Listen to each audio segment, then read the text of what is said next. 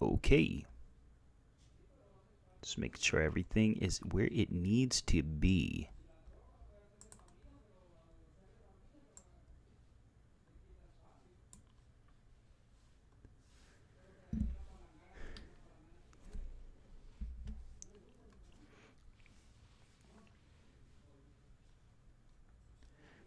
Very good. Okay. So let's go ahead and get started. So first and foremost, for those who are watching this from the beginning, I want to say thank you so much for the 500 subscribers. We finally made it to 500. I'm very grateful and appreciative of all those who contributed and are supporters of the channel. I couldn't have made it this far without you guys. Thank you. Although most would see 500 as a smidget, what matters is the fact that I have a multitude of you guys who are actually loyal and returning viewers. Having about 100 views per average video shows that at least 20% of my subscribers are active, and if not a little bit more, which is very good for the general ratio. So thank you again. Sunny D, how have you been? It's good to see you. Sorry I've been inactive. There's an explanation behind that. Quite a long one, to be honest. But overall, as a result, the explanation is I'm going to keep it relatively short. Overall, there's just been some new opportunities that have been showcasing and coming my way. So, with that said, of course, the obnoxious Akamaru in the background, my apologies for that.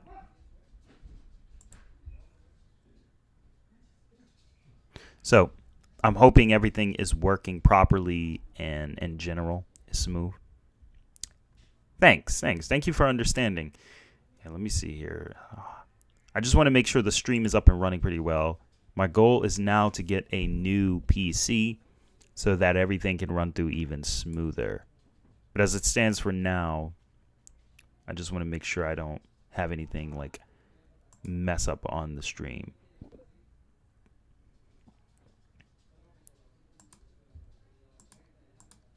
So I don't want to overdo it.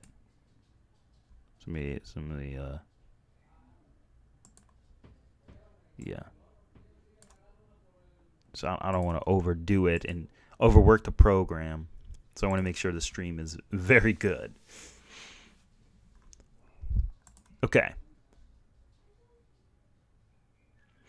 We're just dealing with a basic laptop. Very basic laptop, Acer. Got it in 2017. Going to have to upgrade soon. So I'm looking to get like a full-fledged PC, not a laptop. Yeah. So having an LT is not probably as optimal as having a PC. Which, yes, every video I've done has been off of this.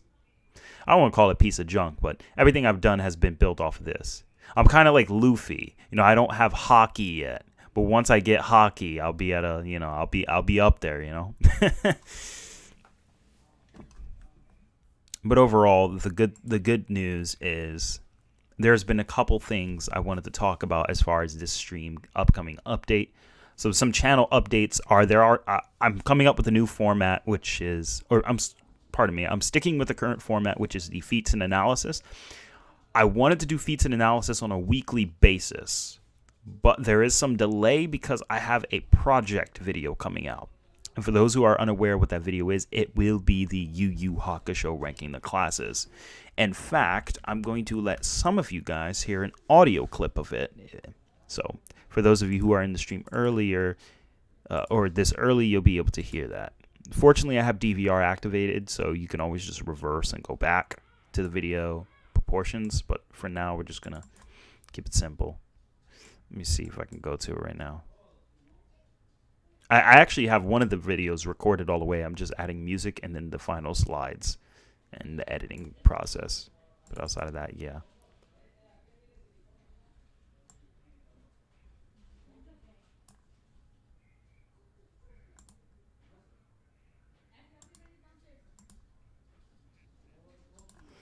And to give you an example, I'll go ahead and show you what that sounds like. Furthermore, let me just take a look here.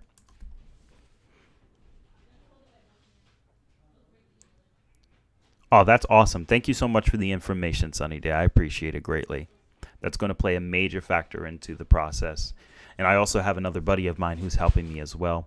So that's going to also add on to it. For those who are unaware, here's the general audio. So it's not completely finished, but you can go ahead and just hear some of it. So I'll let you guys hear it. The Yu Yu Hakusho S-Class Apparitions. How strong are they really? Have they been overhyped over the years? Or are they even stronger than the fanbase believes they to be? Let's go ahead and begin. And if you haven't already, be sure to subscribe.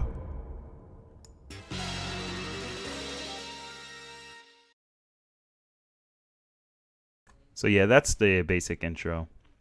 Thank you again. I appreciate it. And I'm sorry if I butcher this. Naglfar. Nagfar. I'm just going to say, can I just call you Naglfar? Or, see, I can't, my accent. When I come to pronouncing certain names, sometimes my accent comes out. But yeah, if y'all didn't hear that just now, that was the Yu Yu Hakusho S-Class video in the process.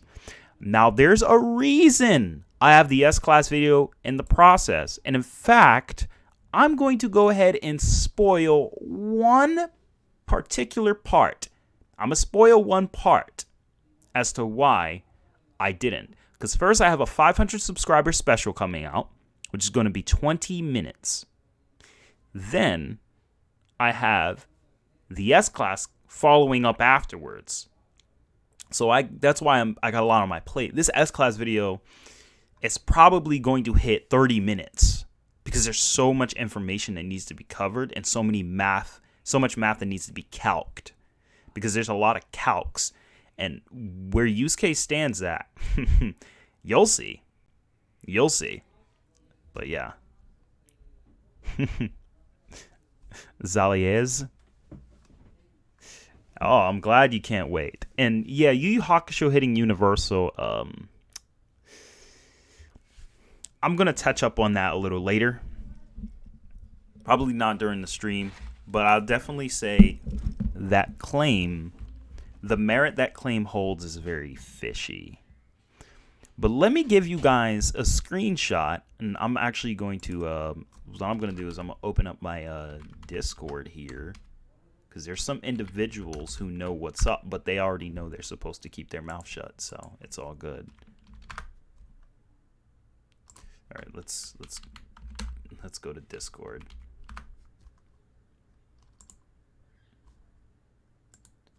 Okay, so I'm in the app. So I'm gonna take a look at one of the scans. So I'm going to read one of them. I'm going to show you guys one of them, and I'm going to read it to you. I'm wondering which one should I read. This is because this is a big deal. All right, let's see. I don't have any pinned messages here. Oh, no, I do. I do have pinned messages. Okay, very good. Okay, so I don't know if I should start off. So I'll let you guys decide. Do you guys... I'll let the chat decide. Do you guys want me to address... I don't know. I don't even know how I'm gonna deal with this. Because I literally already told you guys how some of the newer feats with Suzaku. Do you guys want me to address use case statement in the Saint Beast arc? Or do you want me to address how strong the spirit gun technically is?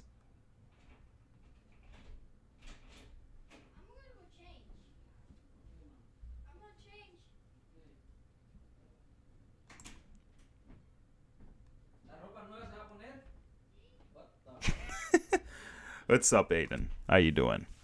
I find it a little iffy, though I haven't.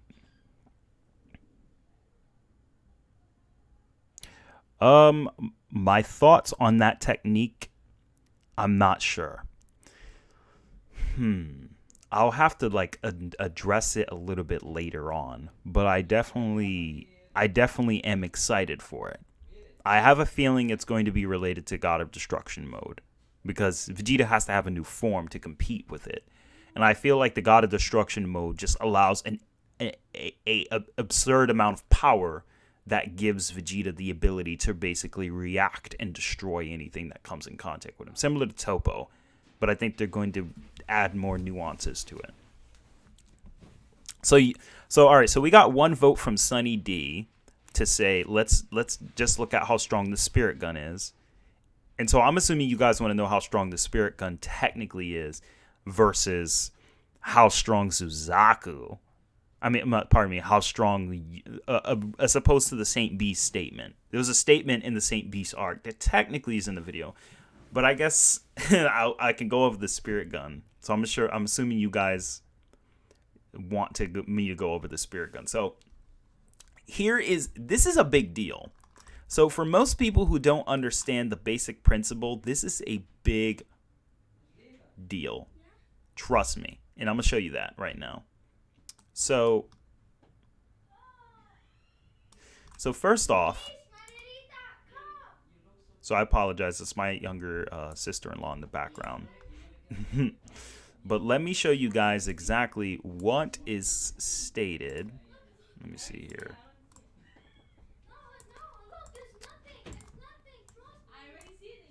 So first, let's talk a little bit about the Spirit Gun. So I'm going to save that image. I'm going to save this third image.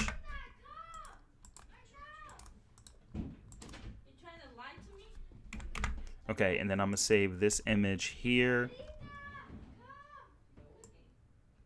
Okay. And then we're going to go ahead and I'm going to take exactly what is stated. So let's go ahead and begin, guys. Are you ready? I'm going to use this as a basic start point for the video, and then I'm going to go into the other points of what I mean by analysis.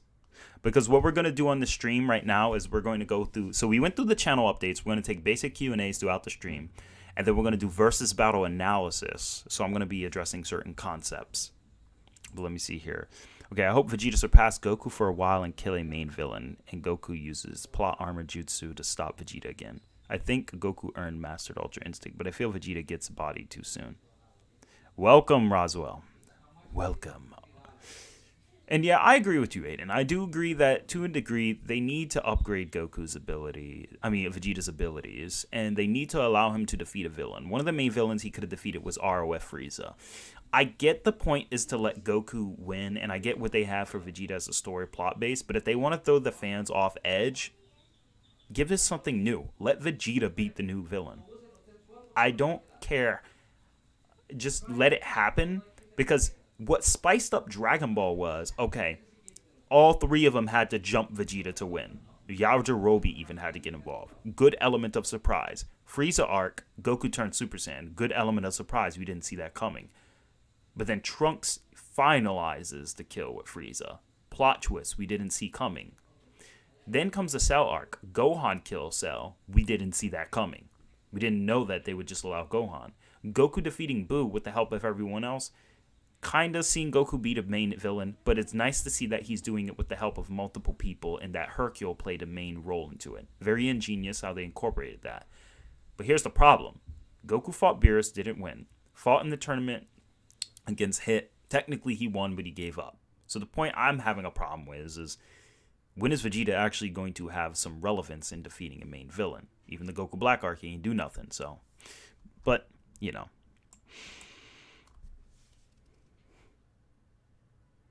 I mean, yeah, he performed better than Ultra Instinct Omen Goku. I agree.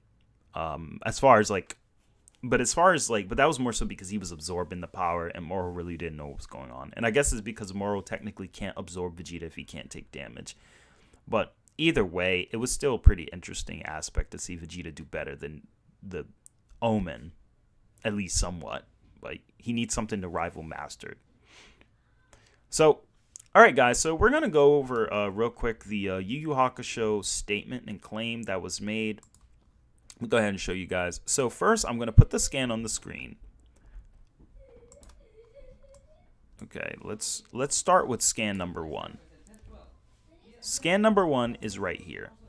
So here's the scan. It says humans have spirit energy within their bodies called aura. Okay, now that's a basic scan. So now that you guys know that, let's move on to the next. The next scan is you concentrate that shot out of your fingertip. Now you might be wondering, Atari, you showed us this already. Or did I? The reason I'm showing you this, and this will explain why I'm making the S-Class video so late. My goal is to make the S-Class video as accurate as possible, but that can't be done if Viz, and this is nothing against the translator Liliana Olsen, who helped with the manga translation, but Yu Yu Hakusho Forever helped me understand that there was a lot of misinterpreted translations. The spirit, like I've already spoken it before, Spirit Gun technically doesn't get stronger each shot. In the Japanese, it says in proportion to the power put into it. So basically, how much power Yusuke puts into it is how strong it is.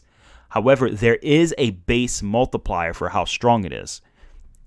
And that's when we go into this right here. The term you're seeing on screen is important. Now, I'm going to tell you why it's important. Now, fortunately, while I was away and not on stream as much, I've been also learning Japanese to a degree. So I'm going to say what Koenma states verbatim, and I'm going to put the kanji on screen if I can. Pardon me, not the kanji. It was a mixture of kanji, hiragana, and katakana. So I'm going to go ahead and do that. So let's go ahead and add text. All right. And then, yeah. And let's go ahead and shrink that font so you guys can see what the heck is being written. Okay, that's probably too small. So this is the exact term he stated. And no, I actually didn't find this. I fortunately am getting better at Japanese myself, so I was able to actually translate it myself because I'm able to hear what was stated. But let me see here in the chat.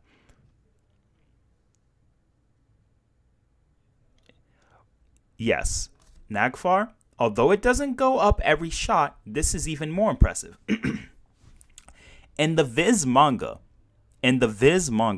they said Yusuke's punch is increased by 2 times. But in the Japanese, it's actually a buff. So his spirit gun got buffed heavily because it says it has many times more force than a punch. That's the sub. But is the sub accurate? I'm going to read that off to you. The sub here, so the first term we have here is this is the katakana for pa.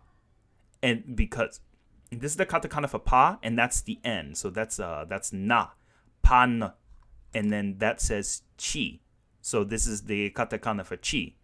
So this says panchi no, which is hiragana for no, and then the word here is nanbai mono.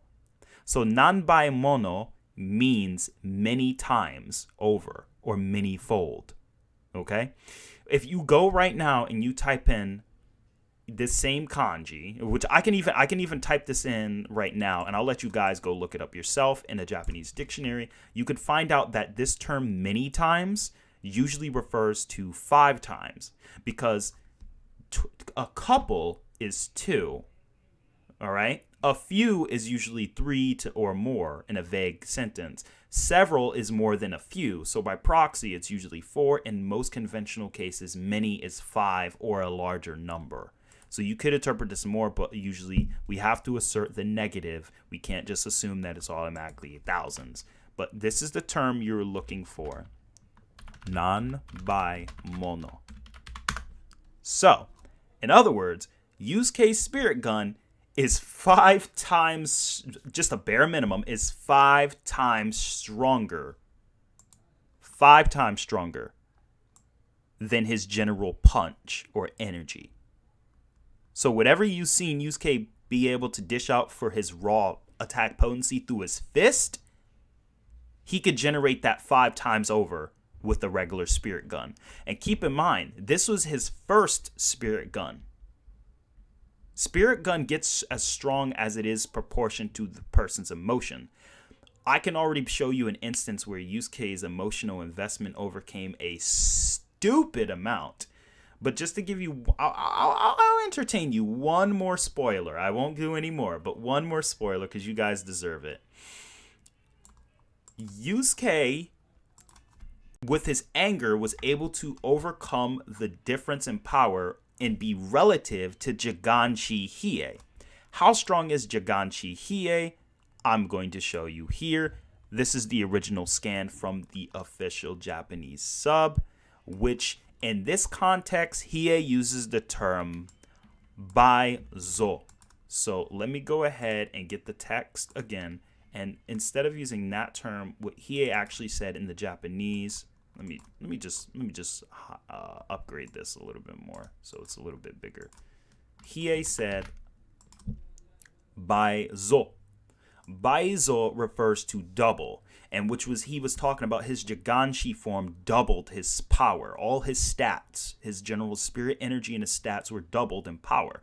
That's good because now we have a multiplier to Hiei's Jiganshi form, and now we know Yusuke's spirit gun increases based on his emotion, and we know that when he's angry, he could double his power. So that gives you an idea on why so many things I did in the old videos need to be updated.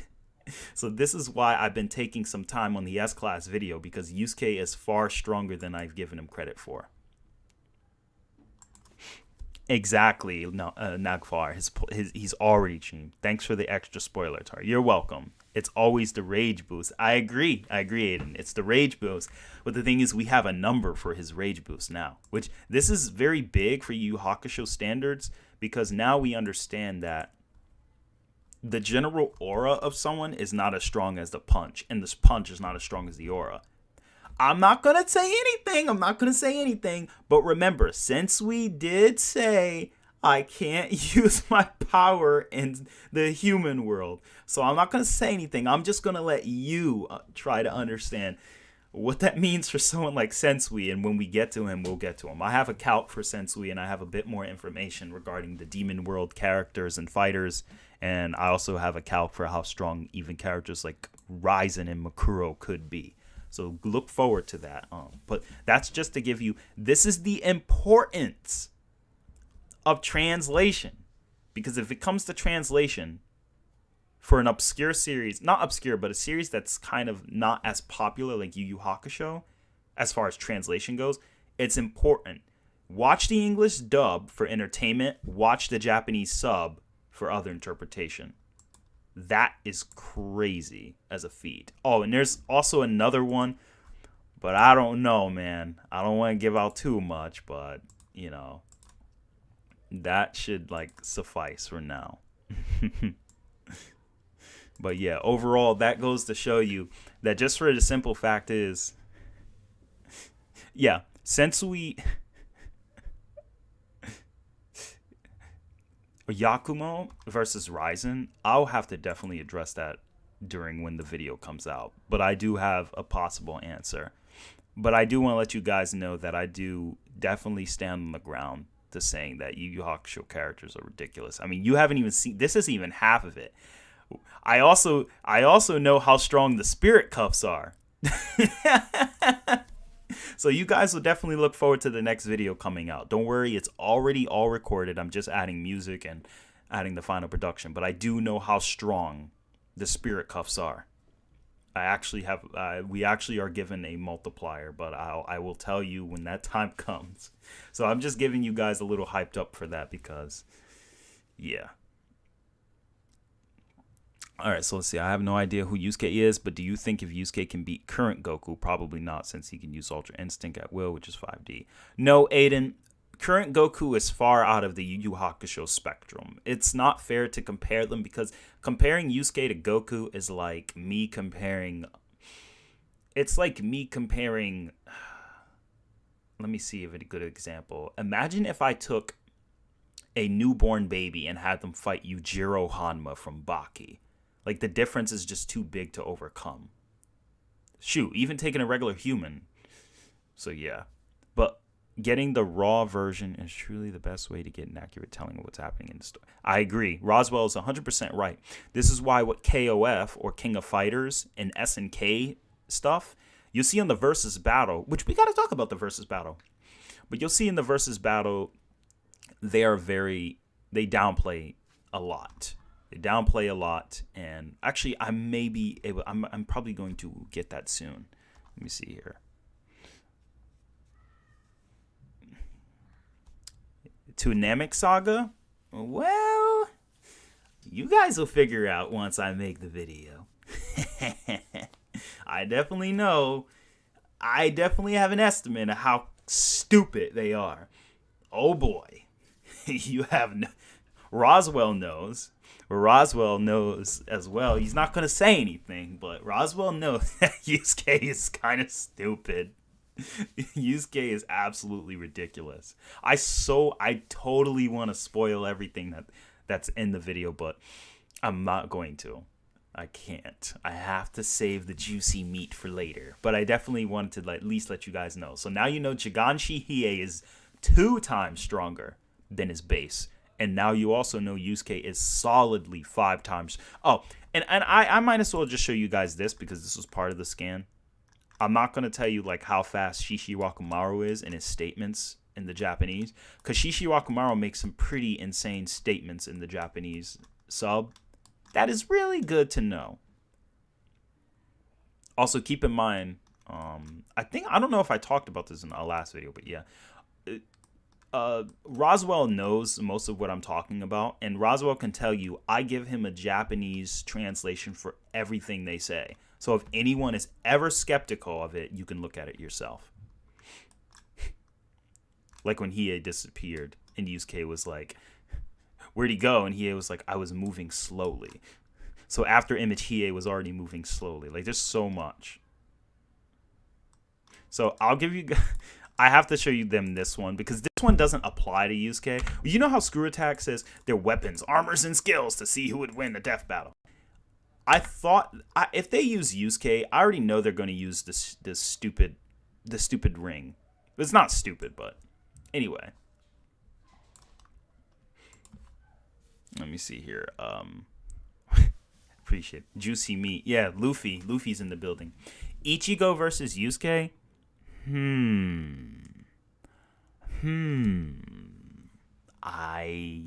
I don't want to say. I'll finish the S-Class video and then I'll tell you. But yeah.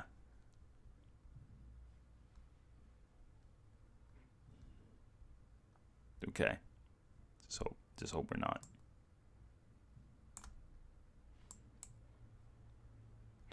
So I'll put it this way. Ichigo versus Yusuke is going to be, it depends on how strong Yusuke really is, because Clyde has some good calcs for Ichigo. And so depending on what I come up with Yusuke will determine that. But there are going to be some things that are interesting about Yusuke that will really help him.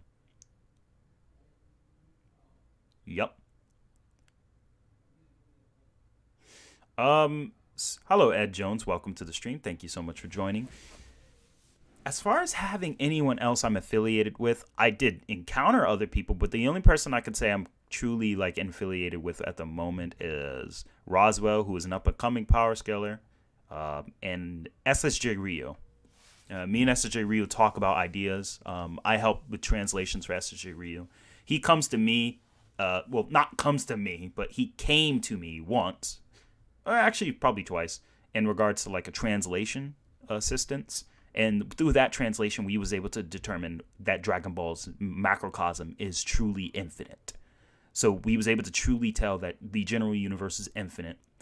And because it's infinite, we was able to tell that the afterlife is a higher plane of existence. Most people don't accept that, but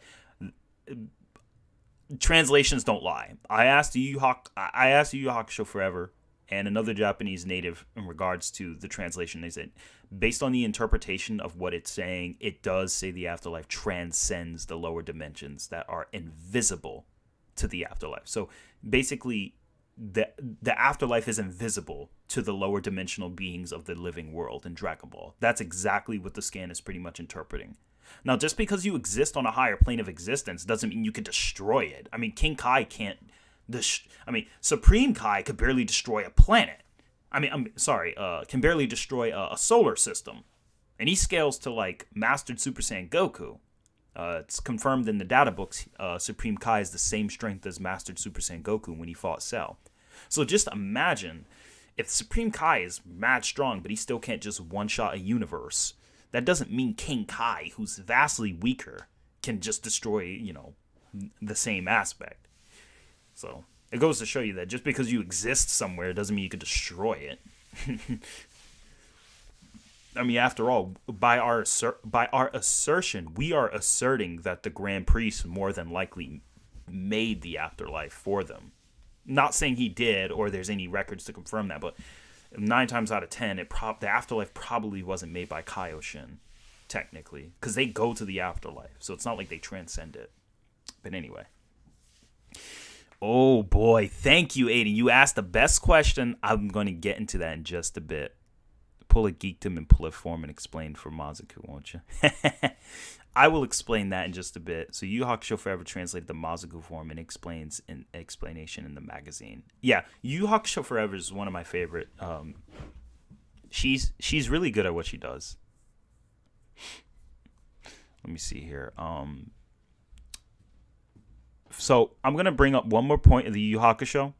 This is the last point. This is for specifically you, Sunny D, and Nagfar. Unless somebody else here, you can go ahead and show it. I would hide that. Yeah, I don't know.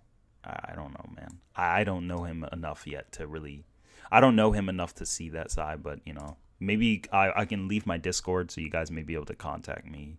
Let me see here. So as you guys see from this scan, it says it's a ring that will dramatically increase the force of the spirit gun. You guys remember this, but what you don't remember is you don't remember getting a raw number. So again, once again, we may not have a raw cardinal number, but we still have usage of the terms. Well, as we stated before, we still have usages of the term nanbai mono, which basically is still referring to the aspect that, hey, it's many times over. So it raises the power of the spirit gun many times over. So basically, when Yusuke shot Goki, he not only increased his punching strength by 5 times with the spirit gun, but he multiplied basically many times over the many times over. So basically, if you use this in a death battle scenario, saying Yusuke has access to this, then you're basically allowing Yusuke to, you're basically giving Yusuke like a gear second multiplier. Well, gear second, I think they said it was like 10 times or 9 times base, something like that. But we're not going to talk about that right now. But overall, that kind of goes to show you. Yep, that spirit ring also increases by many times over. So you're going to get a lot of those statements in Yu Hakusho. But let me address Aiden's comment. And hi, Robux, man. Thank you for joining the stream. Archie Sonic versus Xeno Goku. I don't know if I should do a video or a stream of that. But Archie Sonic versus Xeno Goku, let me pull up a little bit more info on Archie first and Xeno Goku, and then I could definitely give a solid answer. But I will say Archie Sonic is not no joke. He's a monster. He is an absolute... The way I scale him, he is. Archie Sonic is a monster. He's definitely not just... Most people say he's 5th dimensional at best. No, he's much higher than that. If you say Archie Sonic is anywhere between 6th dimensional, it is disrespectful. So I will show you how strong he really can be. And I have claims and statements from the original Archie comics that Ken Penders and Ian Flynn kind of... well, maybe not Ian Flynn, but Ken Penders kind of agreed with. But let me see here. So S-Class Yusuke with that thing would... Oh, boy. Exactly. Let's go ahead and address Aiden Turnbull's comment. What do you think of Broly versus Hulk from Screw Attack? I think normally Broly beats Hulk, but when it comes to high-end, Splash and Chuck made a video showing Hulk's high-end, and he would F Broly. So I actually disagree slightly with and no problem. You can always just rewind this back. I kind of disagree with Chuck and splash on that video. Not 100%, but I disagree with their placement of Broly and a couple things with the Hulk. You see, the Incredible Hulk, Andre and I talked about this. In fact, I need to get Andre here. Oh, man, I don't know if he's active.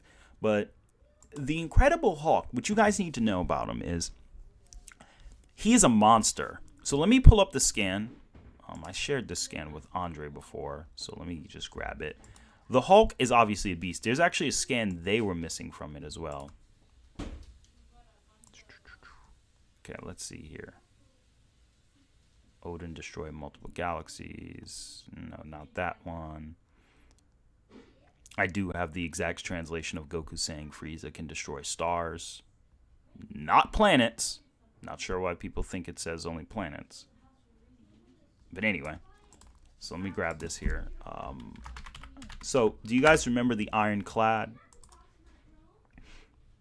The Ironclad fought the Hulk in one of the, I forgot the issue exactly, but I do remember they had a battle. And people would think like, oh, I would side with Dragon Ball. No, I'm not going to just side with Dragon Ball. It would get, Hulk is no joke. But here's the thing. Screw Attack. Oh, let me show you what Versus Battle says. So let's go to the Versus Battle Wikia page. Okay.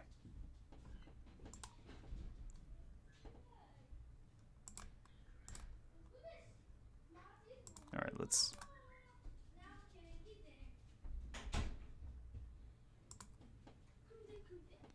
see here. I'm wondering if I can pull that up. So give me one moment, y'all.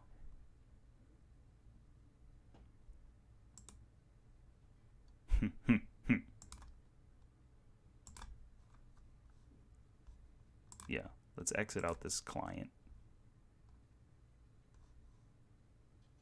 Yep. And then, yeah.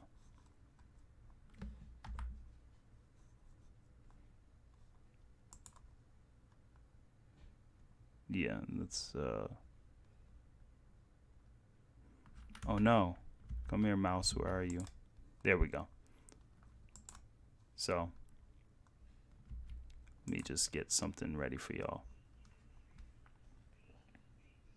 So, my apologies. The mouse decided that he doesn't like the camera. So, we gotta...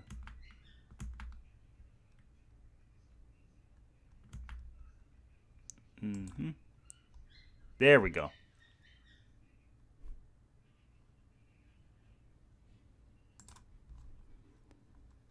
Okay, so now that we have that out the way, yeah. So now that we have that out the way, like I said, let's go ahead and bring up the other aspect. So, my apologies. I was away. I kind of closed out the chat window. But I am definitely back. Let me see here.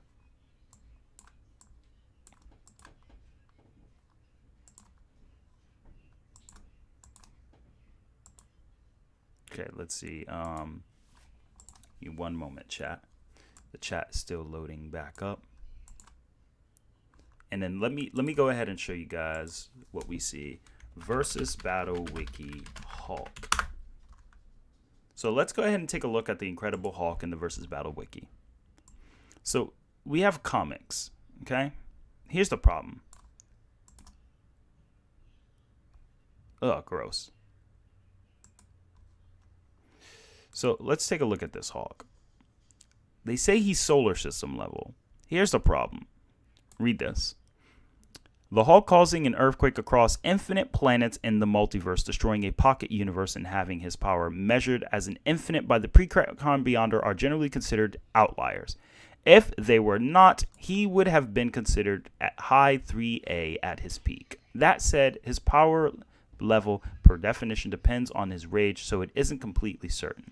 Before making any changes to this page, please read the following power scaling rule for Marvel and DC Comics, which is stupid. So let me know. I don't know if you guys could see it. Let me see here. Let me make a change.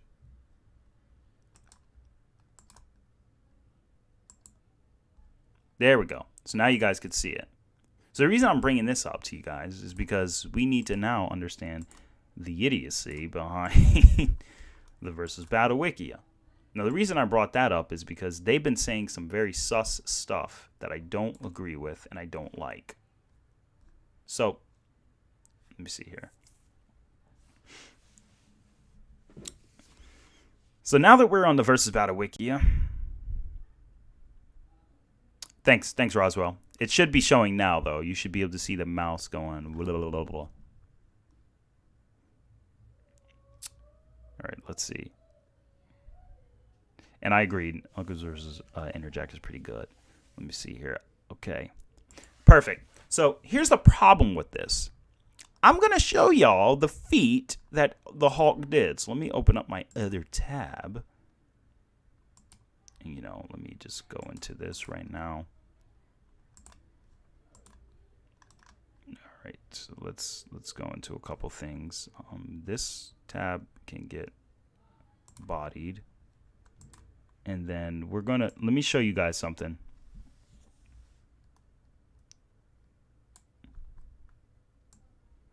So the problem is, so you guys already know about the whole feat with the Hulk and the whole 2 universes. They pretty much gave you all that interpretation, blah, blah, blah, blah, blah. I'm sure they did all of that. Here's the problem with all of that and pretty much everything they said. The problem is, and this is the Versus Battle Wikia too, their fault. Here's the problem with all of that. First off, let me save this image. 1, because I want to make sure I can show it live on stream.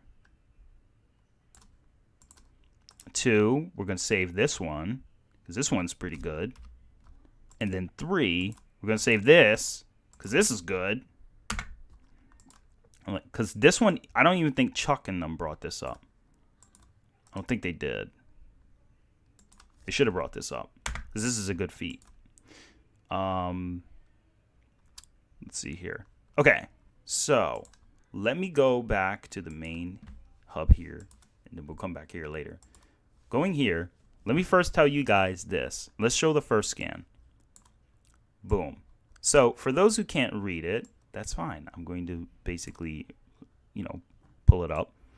So basically, here's what it really says, and I have a higher resolution one, so don't worry, guys. So what really was said here is that it's basically talking about, overpowering the escaping land and them at the crossroads of the panel. And then it goes into details about where they are. Now, the thing is, while Hulk is facing them, they say, as Bruce Banner, you aborted our attempt to expose ourselves to the cosmic rays and gain powers greater than those possessed by the Fantastic Four. We could have been gods. And then this, I hate you for that. So here's the next part that gets pretty good. Now I'll tell you why I disagree in a minute, but here's the next part. This is the next part. This is where it gets really good, and this is my favorite scan.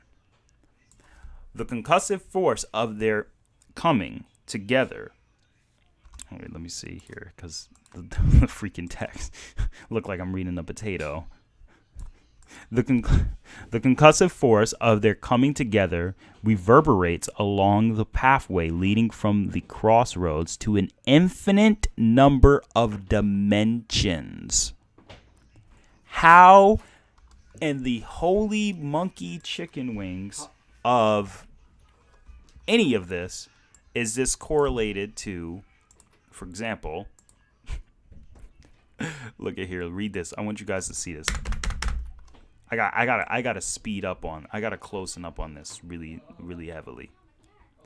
Causing infinite planets in the multiverse and destroying a pocket. What? Now you guys tell me. Nobody here smokes, so we're not smoking, right?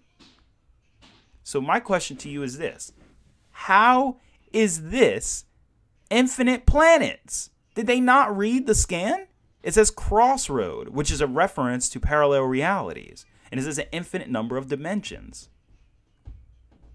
So it's very clear he's shaking an infinite number of a multiverse. You can't assert that that's not universal tier. You can't be universal and shake an infinite infrastructure of multiverse that transcends infinityisms throughout infinities. And timelines.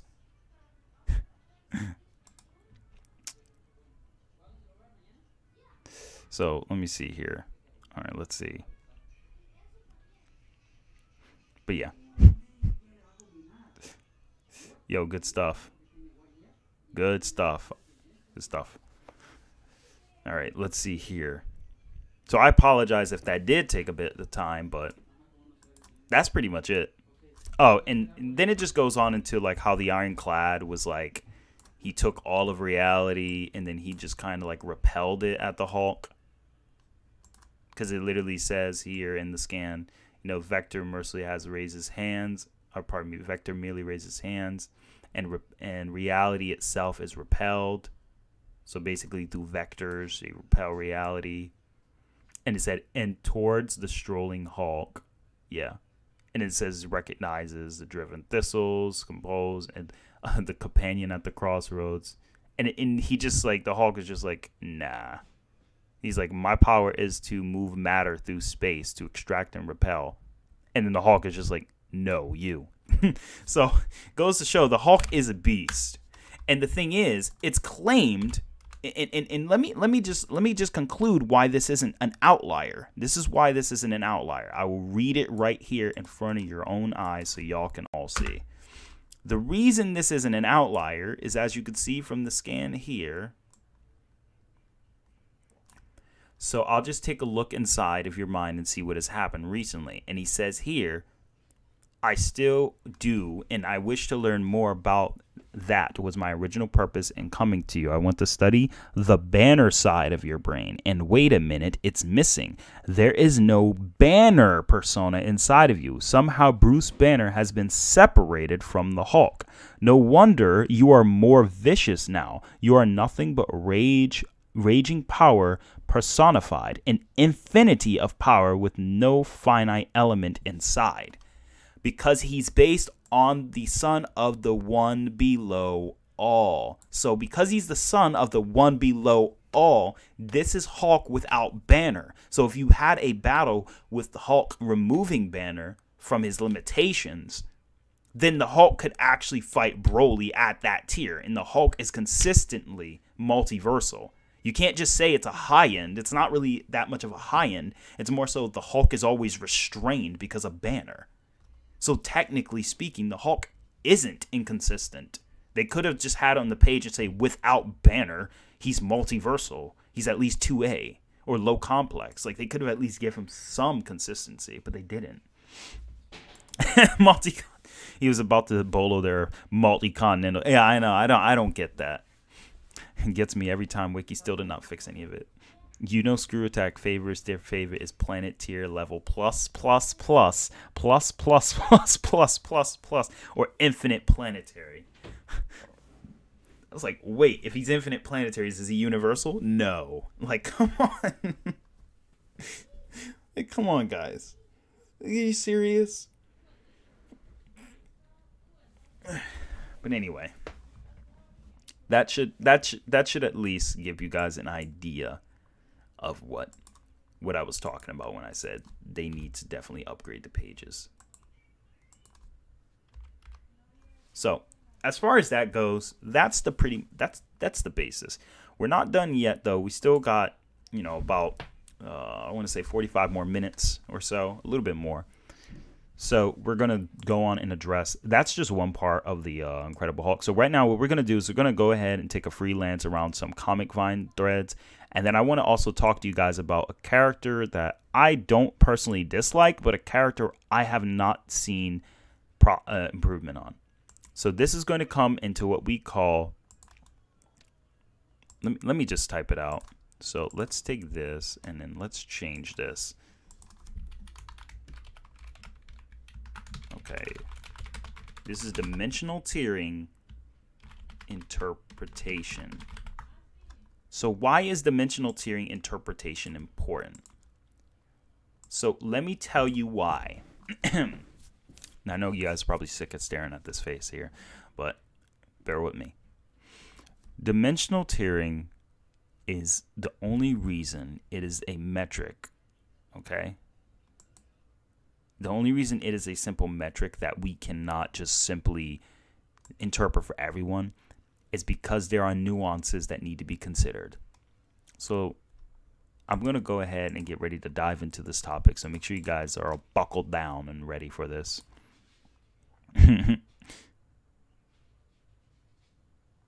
Yeah, Seth does expose them.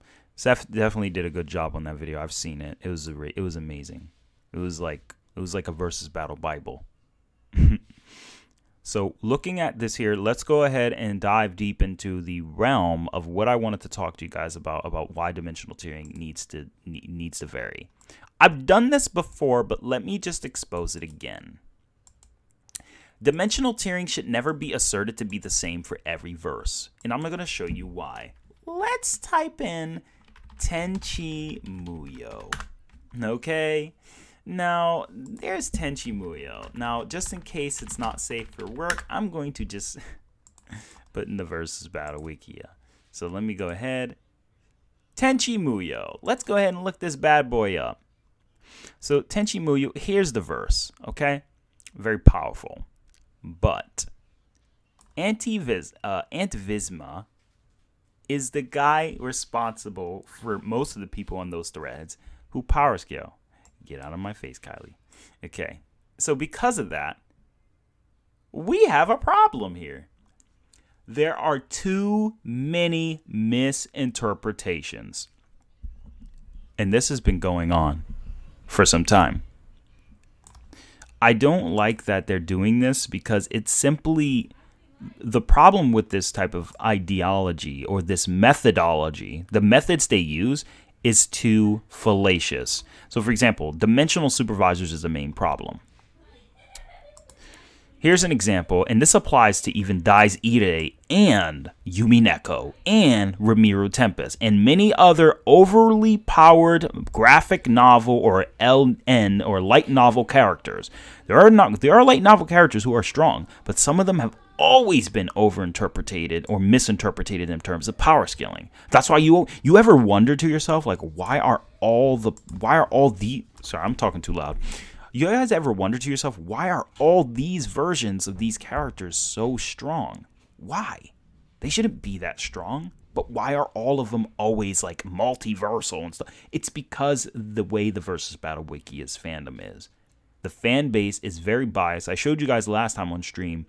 They want Goku to lose. That's why pretty much every versus battle is like Rimuru Tempest versus the Fodder Dragon Ball verse, or One Punch Man versus Fodder Dragon Ball, Yuha versus Beerus, the Fodder Purple Cat, Reinhardt Hadrich versus Beyonder pre-retcon. It's like, why? What?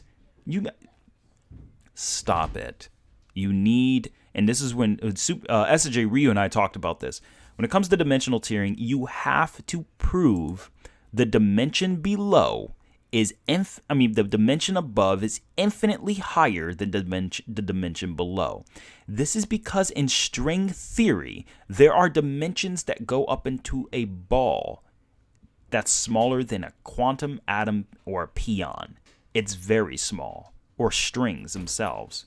The reason this is important is because you need to understand that this level of interpretation for the versus battle purposes is made to help us understand the metric of how these characters scale. Here's the problem. They say each has absolutely authority over its respective dimensional space. So he says this, the D's are stewards towards Tokami. In the other Uchoshin,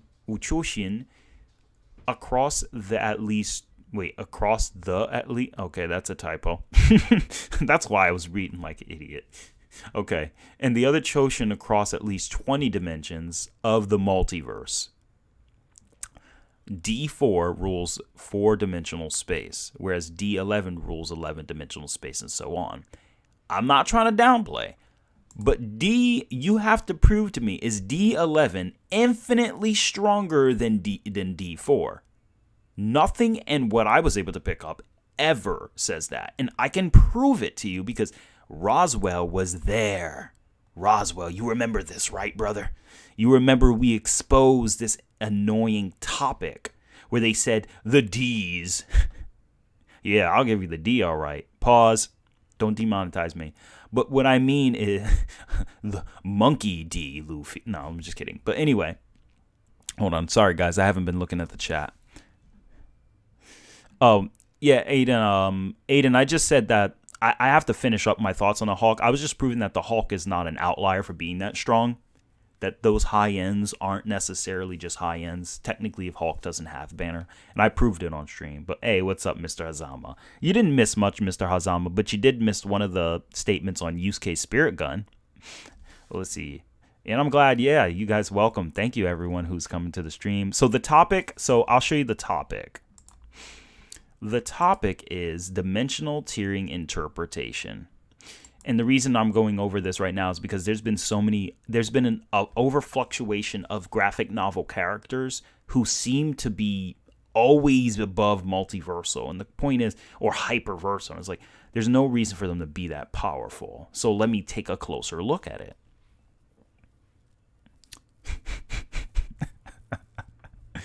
Hey, I'm not, it may be saying some sus stuff, but I'm not an imposter, I promise. Let me see here.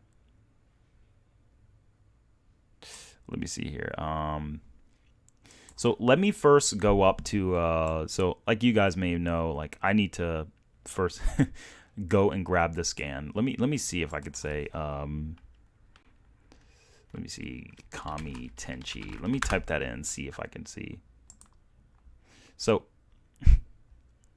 Kami Tenchi is not as ridiculous as many people interpret him to be. He is hyperbole incarnated. He's hyperbole incarnated. Or maybe he is, but I don't know. Okay, yes he is. He is hyperbole incarnated. Let me see. Pull it up. I have the scans. I have the screen. I feel so bad. I don't want to expose this, but hey, it's public information, so I'm not against. This isn't done to spite. So let me just say as a disclaimer, this isn't to spite anyone, okay? It's not.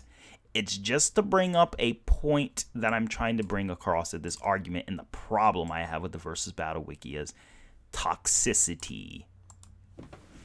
Okay, so then you have this scan. Oh, those series of scans are annoying. So, existence of a greater being than ourselves. So, for example, let's bring up this statement. I don't. Yeah. Okay. All right, that's fine. So let me just do this. Bam, bam. It is safe for work, I promise. So anyway, let's take a look at this scan. So basically, it's here the trauma of existing, of a trauma of the existence of the trauma of the existence of a being greater than ourselves. Okay, I feel like that's probably not what they said in Japanese because that's not how Japanese sentences are structured. But whatever. However, we are cognizant of the fact that we are omnipotent. Here's the problem. Omnipotence just means all power. In the Versus Battle case, they are all powerful in the Tenchi verse to a degree, but this doesn't mean they're all power as an outer versal. You have to prove they are all powerful over a certain source. This is why we don't just say Zeno is tier 0. How is Zeno tier 0? Because nothing's above him. Okay, that doesn't prove anything. So here's another statement that I got actually from the same type of vlog, and I'm going to read it to you guys. So let me just check the chat. Sorry, guys, I'm not even looking at the chat actively. I don't have my dual monitors. Let me see here. Yeah.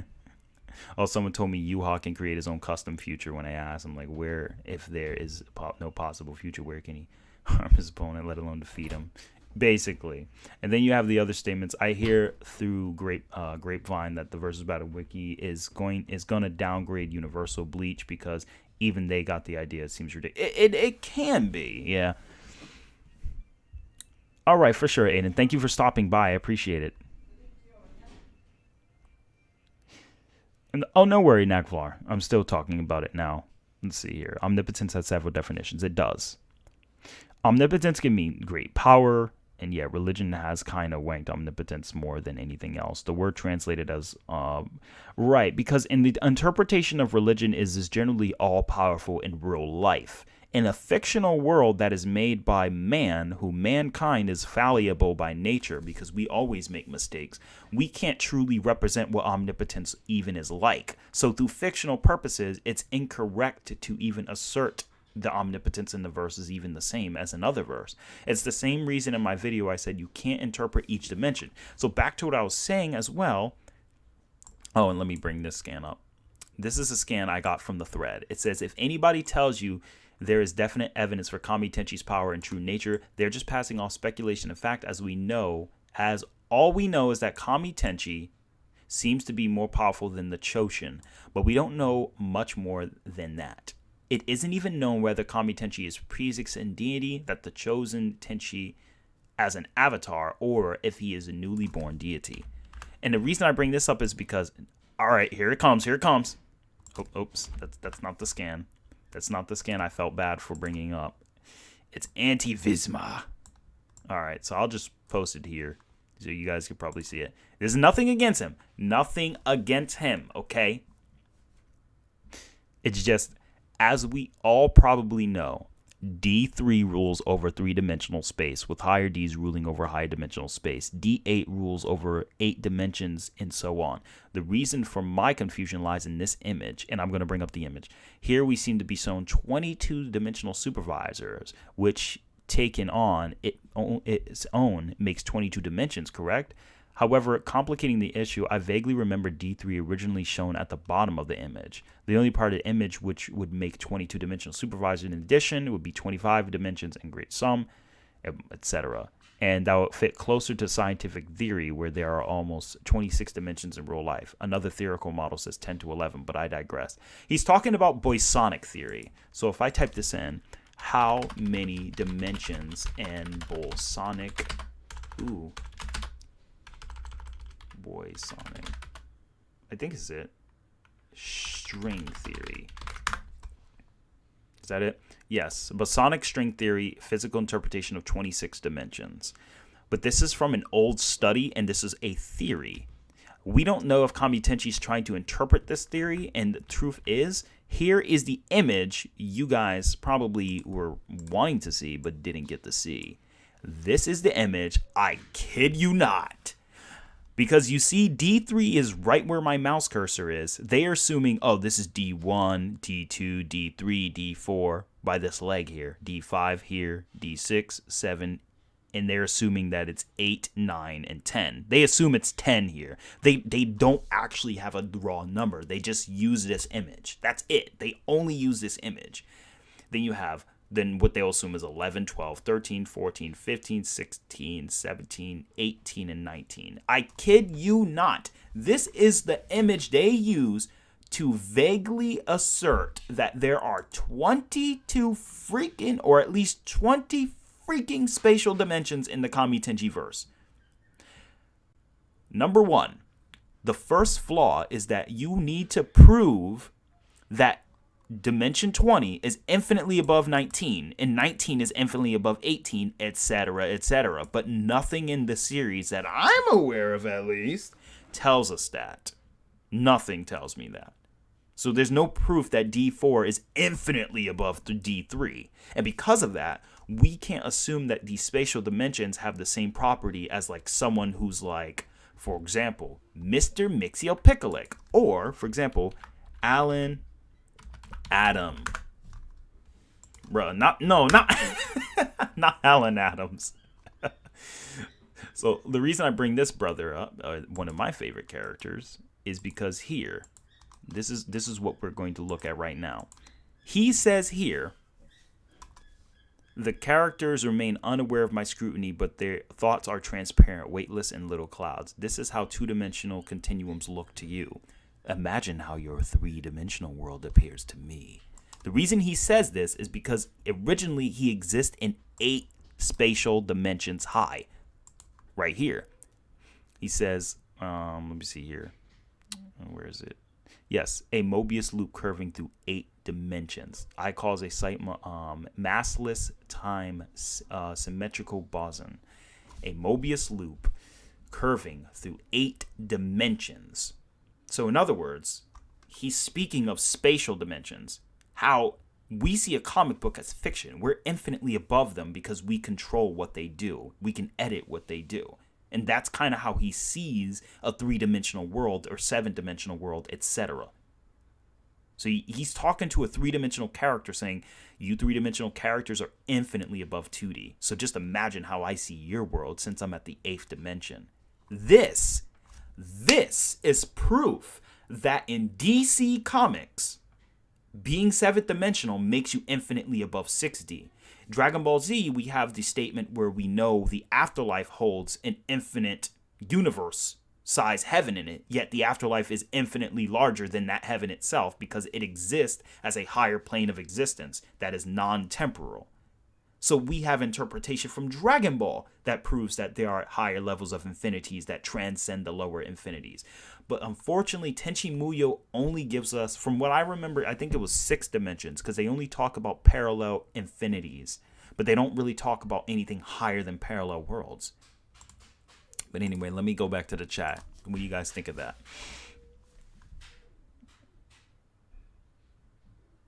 Yeah. Right. All right, let me see. Debates over years for versus battle. Yep.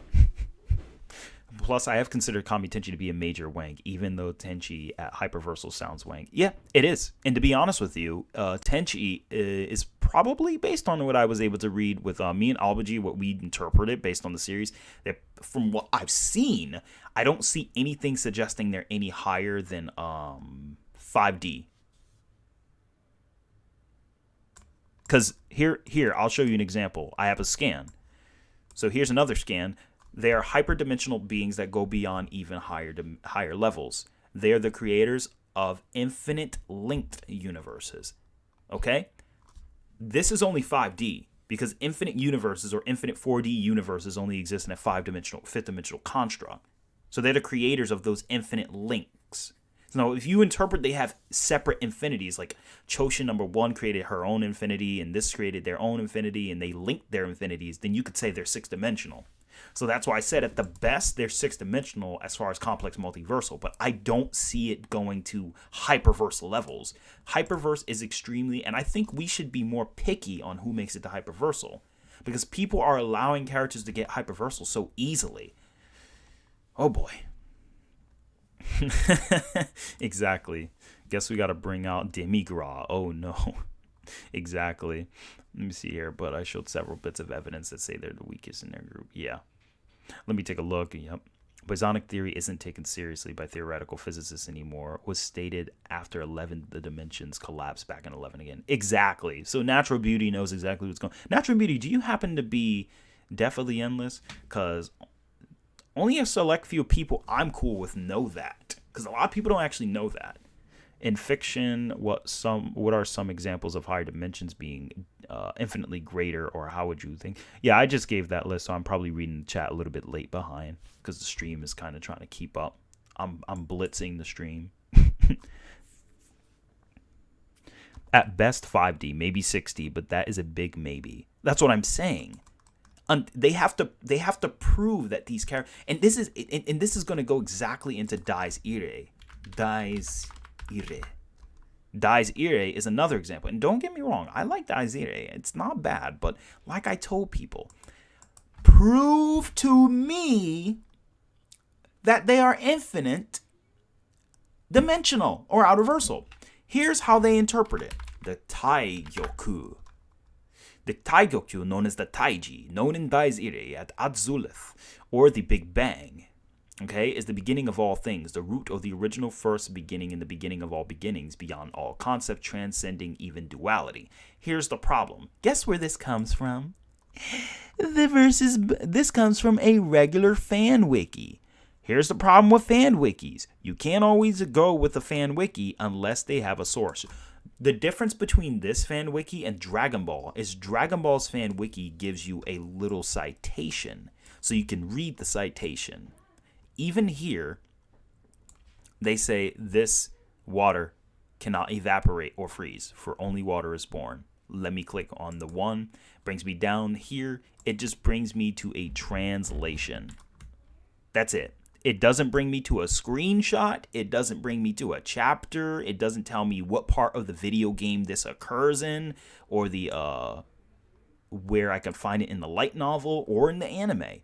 We just know the Taigaku levels, like Hajun, is immeasurable. Very, very clear that that's insane. And then Mercurius. Let me see. Who is? I think it's Madara. Yeah, Yoku. I think it's Yaku Madara. I think Yaku Madara was the one who had what they call a 22-dimensional barrier. And that's what I'm going to get into right now. Yoku Madara. Yeah. So let's go to their fandom. So let's type, 22 dimension. Creating dislocations in dimensions. Yep. Nope, that's not the one I was looking for. I think, who was it who did it then? I'm trying to remember, because the name started with an M, but I don't remember 100%. It probably, let me just look back in the chat. Let's see here. Oh, yeah, Nature. Atari said, oh, yeah, Natural Beauty. That's similar to something Atari said in the previous stream. Above 11D is just what I outer verse. Yeah. Until it goes to absolute absurdity. I guess using a set theory, stacking 4 spatial powers would be logical. Oh, speaking of Daizide, I had someone telling me that Reinhardt was more powerful than one of the most powerful characters in my favorite verse. Thing is, said character doesn't actually exist. Hyperversal barrier. Hey, what's up, Andre? Welcome. And also welcome, Buddy Biggs. And welcome, Crusher Saiyan Corpse. And also welcome, Natural Beauty. Sheesh. There's so many names. And Robux, welcome. So, I'm going to give you guys a little bit of a... Let me talk a little bit about something, because I have it. I have the number. I'm just trying to remember who said that. I think it was dimensional barrier. Yeah, I know that, because the thing is, Takeda. Do you guys know Takeda Masada? Takeda Masada is one of the core creators of the entire series. No, it was, I'm pretty sure it was Madara, though. Let me type back in Yoko Madara. Yoko Madara. Okay, let me see here. Is this the verse? I think this is a different versus battle. Barrier. Yeah, this is a different versus battle. I mean, this is a fandom wiki. So let me type in Yoko Madara again. Not the versus battle fandom. There we go. Because there's 2 different types. This is another one. So yes, guys, I'm not kidding. There are 2 different wikis that have no correlation, made from 2 different people. Now, this one obviously has like a little bit of citation, but this is the same one we read before. And don't get me wrong, trust me, these wikis will exaggerate. They said he can also create a 24-dimensional barrier. Here's the thing. When you say 24-dimensional barrier, what does that mean?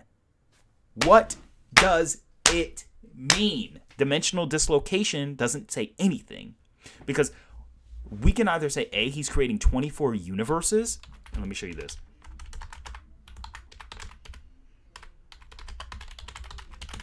Let's talk about geometry. So you have 1, 2, and 3 dimensions. So are we talking about a shape? And just because it's shaped in 22 spatial dimensions, do we automatically assert that in most interpretations, you can assert that, oh, well, the Taigaku is above that because it's above all of the things in the general verse and the throne. But then if that's the case, we can't assume they're outerversal because nobody really transcends that except probably Hajun. which at the same time, that's even still hard to interpret. And here's the part. Dimensions could really refer to spatial, shape, geometrical dimensions, and it can even refer to corners. So is it a spatial dimension that's like a crystal that has multiple dimensions within itself? It's hard to even interpret what this means. So unless you prove that one dimension is infinitely above the other, we can't interpret this fully. Because again, characters like Yoko Madara is not a character who's truly like his Taikaku level is 65, and but just because his Taikaku level is that high doesn't necessarily mean he's just like, oh well, I'm 65 dimensions above the Taikaku universal. No, it's just a level. It's a metric to measure the characters. And most people have misinterpreted most of this and have just interpreted to be this whole big thing. Like I told you before, the dimensional, there you go. That's the time you see dimension. Now, if I type in regular dimension, he can create dislocations in dimensions in order to protect himself and reflect attacks back at his enemy, usually aiming at their blind spots. So here's the point. How do we interpret this? And even if a verse has 100 dimensions, you have to prove one dimension is beyond the other. I'm going to give you another example.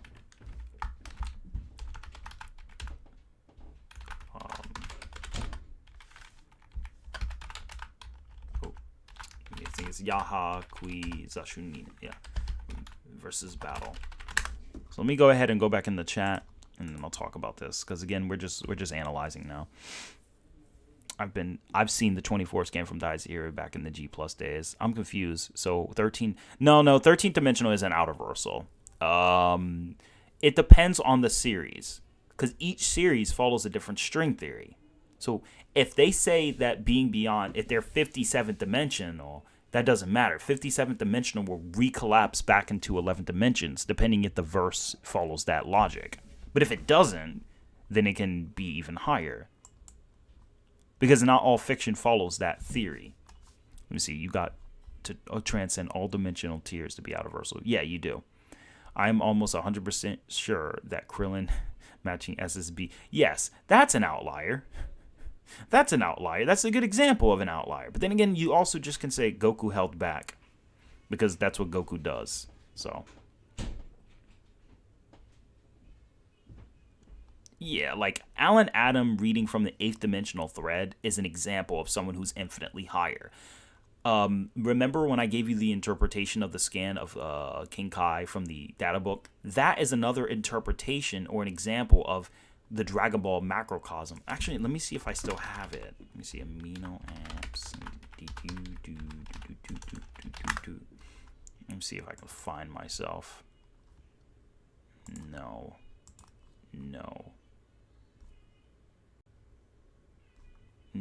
that's not it. Yeah, I gotta log in, so give me a moment. I'm just gonna log in real quick. Bada boom, bada bing. Ooh, it scales back to relativity. Yep. People don't realize that in actual theory physics, even lower dimensional objects can affect higher dimensions, like Michio Kaku states. Light can be vibrated. Yep, that's exactly right. Exactly. Another example of what natural beauty is saying is like even in other interpretations of astral projection, like in Theosophy, which Bastard follows for like Dark Schneider, you can interpret Dark Schneider to be outerversal because in Dark Schneider's verse, the materia realm, which is where all physical properties and shapes and forms take place, astral bodies can transcend and vibrate infinitely higher above that because they're beyond the concept of the materia plane of existence. Then comes the the mental plane, because the aspect of imagination transcends that. And even in DC, the 5-dimensional imps also include imagination. So it's not just limited to just 5D. So the 5D from Mixie is far more hacks related as well in comparison to like a regular 5D. That's why you don't see me saying Goku one-shots Mixie and Super Saiyan 3 Goku one-shots Mixie. Because he's 5D in the Buu Saga. I know a lot of people, and you also got to consider we have what you call natural bias. I'm going to talk a little bit about that later. But there is a type of bias that people have that This is called, I don't know if it's conflict. It's basically like a bias people cling to, or incrodulistic bias. And what that means for people who don't understand is, I'll give you an example. Incrodulistic bias is when somebody thinks, okay, Goku being Super Saiyan 3 in the Buu Saga is strong. But because so many years they've been conditioned to thinking Goku Super Saiyan 3 is only solar system level, they will not accept the fact that Goku is technically fifth dimensional as a Super Saiyan 3 in the Buu Saga. Because Dragon Ball characters' powers fluctuate. They go to extreme high ends. They suppress all that power in battle, but their powers can fluctuate. And we know this because Goku scales to Buuhan. As interpreted from the V-Jump guides, Goku Super Saiyan 3 scales exactly to Buuhan. You can argue it's death of the author, or you can just argue it's a retcon. But regardless, if we are using that statement, then that would already imply that Buuhan is fifth dimensional for what he did to the afterlife. Because we know how big the afterlife is, and we know how impressive it is to manipulate, to destroy it. Because as it stated, Buuhan was going to cover the entire living world, which is infinite, and then he would collapse the rest of the macroverse. And if you're including filler, like the Garlic Jr. art, you have the subspace, which is a hyperspace, which is beyond 3D. You have a hyperspace that was going to suck up the heavenly realm. So there's so much to consider as in factors when it comes to this power scale. But yeah. Universal Bleach? Nah, I don't personally. I'm not really personally going to believe Universal Bleach at the moment without sufficient evidence.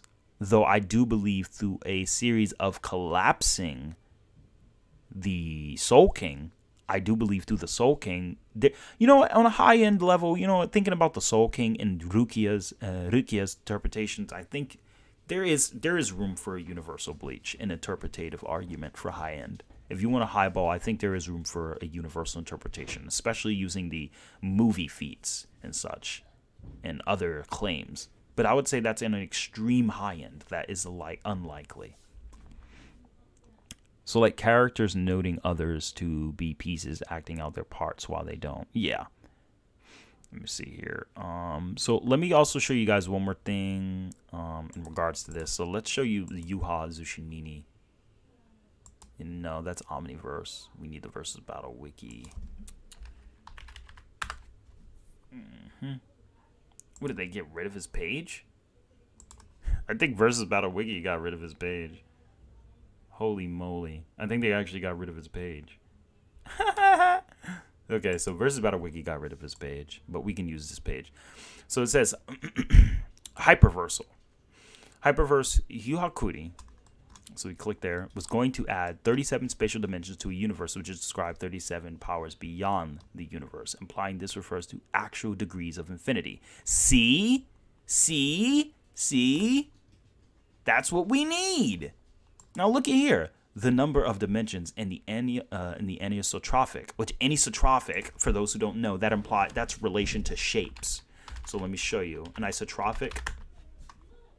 I can't believe I said anisotropic. It's an isotropic. But anyway, having physical properties that differ in value and measure in different directions. Okay?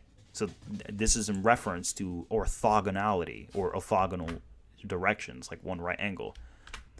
Would add 37 to this universe. Okay? And then he also says increase to the 37th power beyond that of this universe. So he's implying that whatever this universe was, it's increasing to a dimensional power beyond that universe, below it.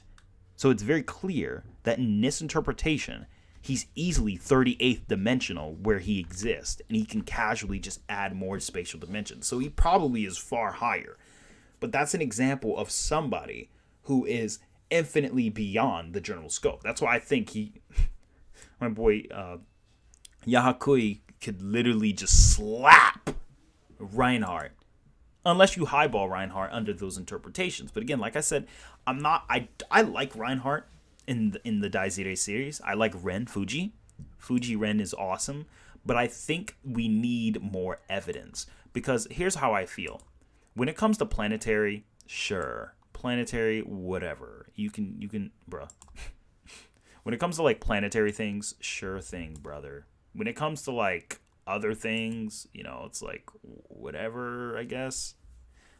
Like planetary, wall level. I'm not going to go crazy over that. But once you hit universal, or once you go beyond planetary, we need to be very particular about how strong that really is, that how truthful that statement holds to fruition.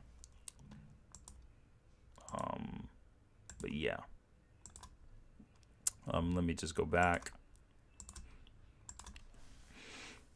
I encountered that in a Maximilian Dode chat. Their knowledge is based on Team 4-star memes, and the most basic I saw is that it sounds that.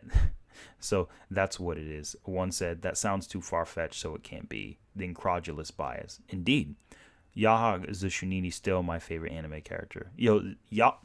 Yakui is amazing because he is one of my favorite characters who showcases what it means to be truly infinitely above the general dimension below. No, Andre. They never proved that each dimension in Dai's Ire is infinitely above the other. So just by going off interpretations, his name is Takeda Masada. Dai's Ire, I think it is. I think it's Takeda. No, it might be. I think it's Takashi. There we go. Takashi Masada. So Takashi Masada Dai's Ire interview. Or like, let me say Facebook interview. Maybe. There was an interview he had on Facebook where he talked about there are infinite dimensions. I still have the screenshot. I was just trying to find it here, but he says that there are infinite not dimensions. I'm sorry. He says there are infinite parallel worlds. He never said there were infinite dimensions. He says as far as the hugeness of the verse, it's infinite parallel worlds. So Dai's Ire doesn't even go beyond 22 dimensions. That's a highball. And I remember Mysterious Universe or Death of the Endless. Mysterious Universe and Death of the Endless called them out on that a while back in the Google Plus days, like 4 or 5 years ago. It was like, bro, you guys are using a fodder 22-dimensional verse at best, if wanked. Like, he didn't even say at best. I think he said at wanked. Not even at best, at wanked. Even 22-dimensional verse at wanked is not going to stand a chance against someone like the pre-retcon Beyonder and like the actual Death of the Endless from DC Comics.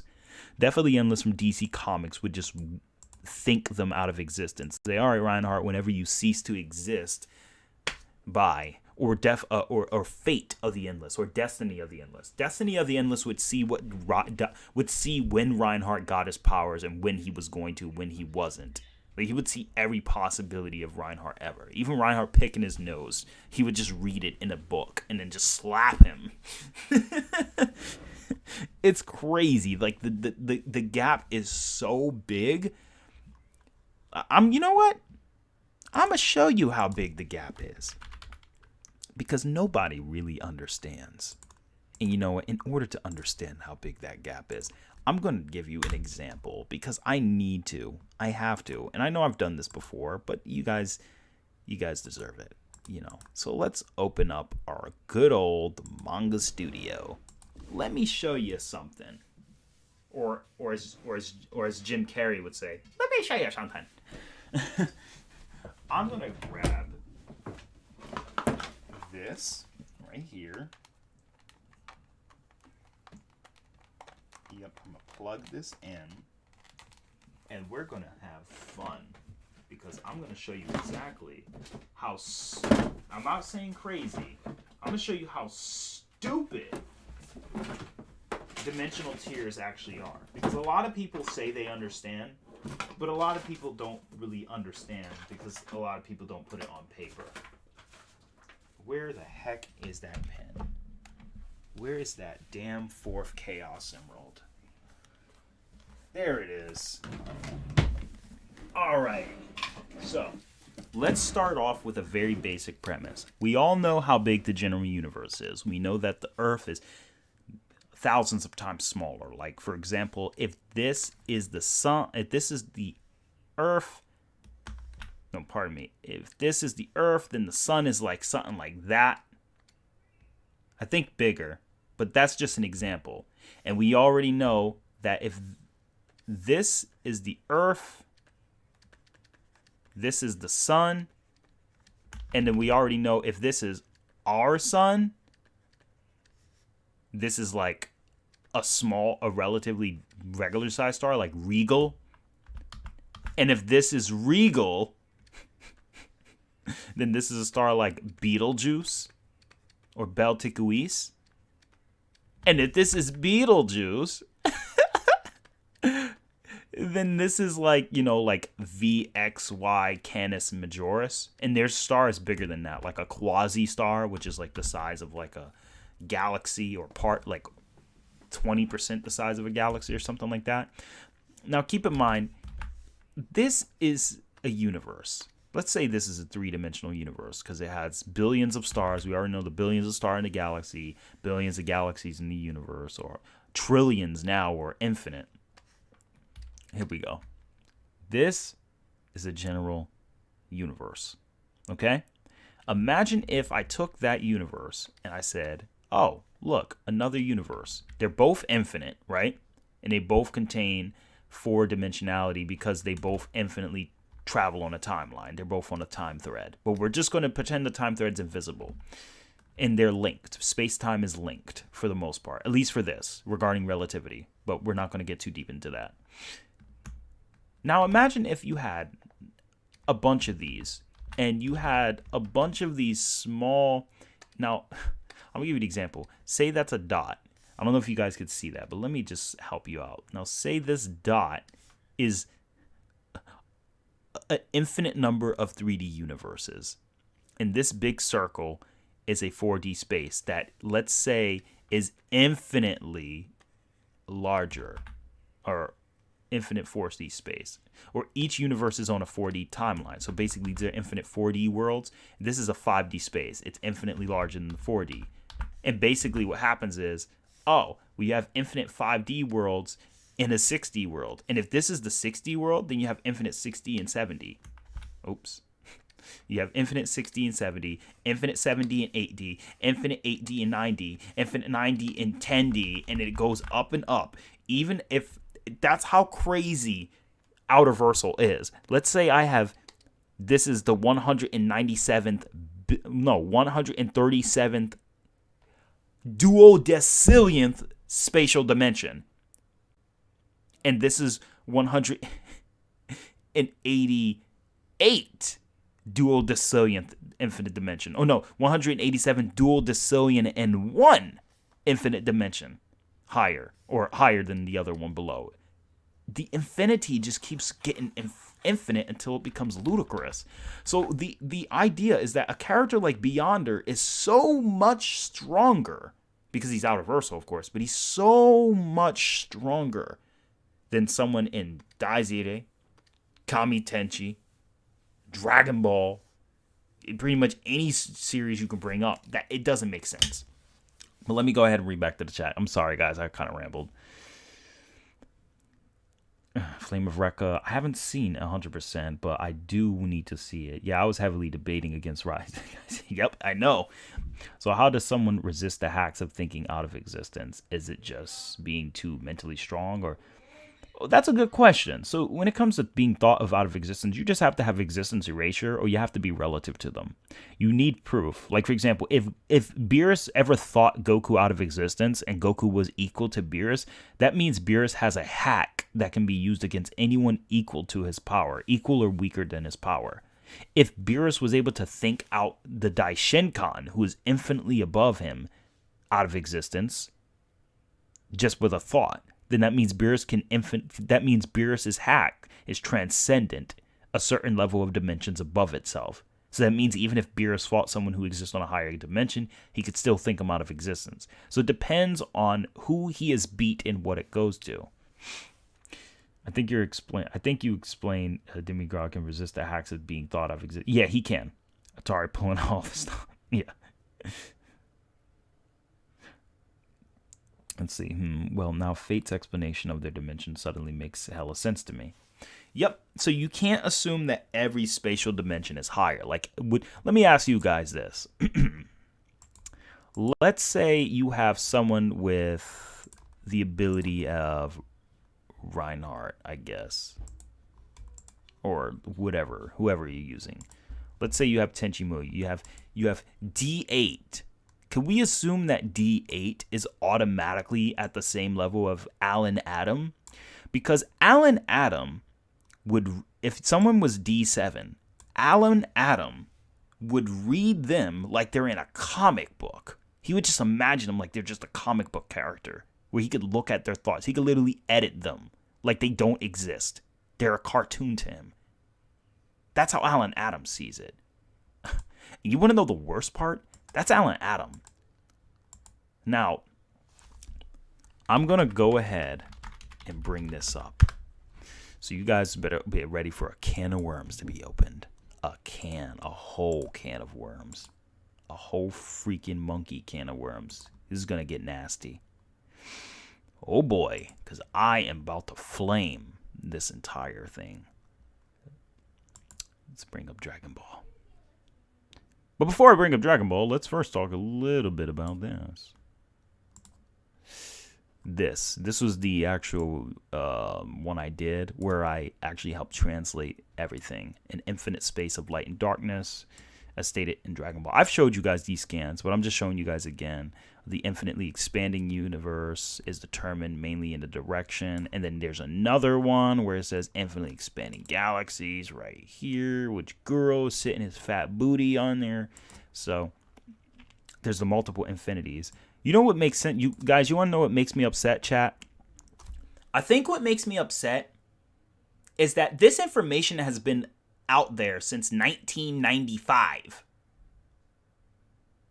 The afterlife, the Dragon Ball universe was infinite, and the afterlife was technically a multiverse structure in 1995. Because that's when Toriyama confirmed it in the Daizenshu. And they're talking about Daizenshu 4, which is the world guide. So, and keep in mind, I give all the citations. This is Daizenshu 4 world guide. I believe this is page 19 with Frieza. But yeah.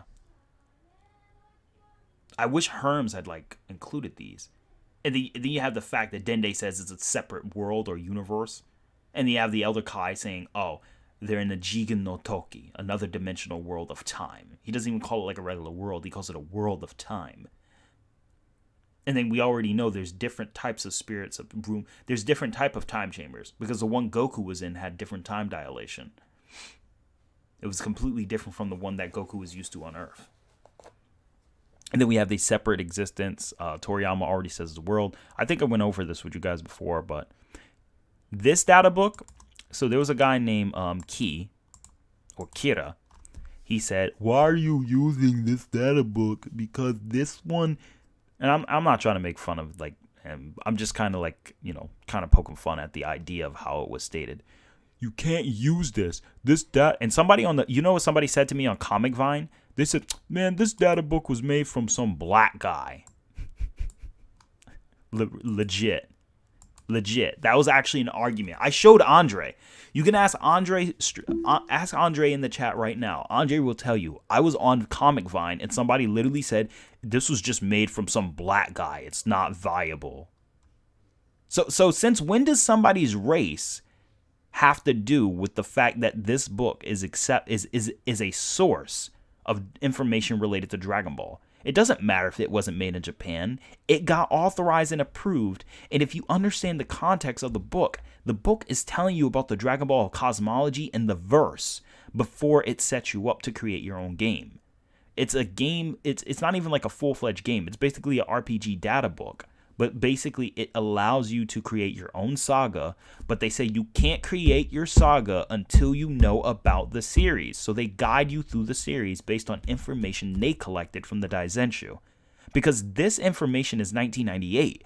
Daizenshu, this statement from King Kai, where it says they transcend dimensions below, this is from 1995.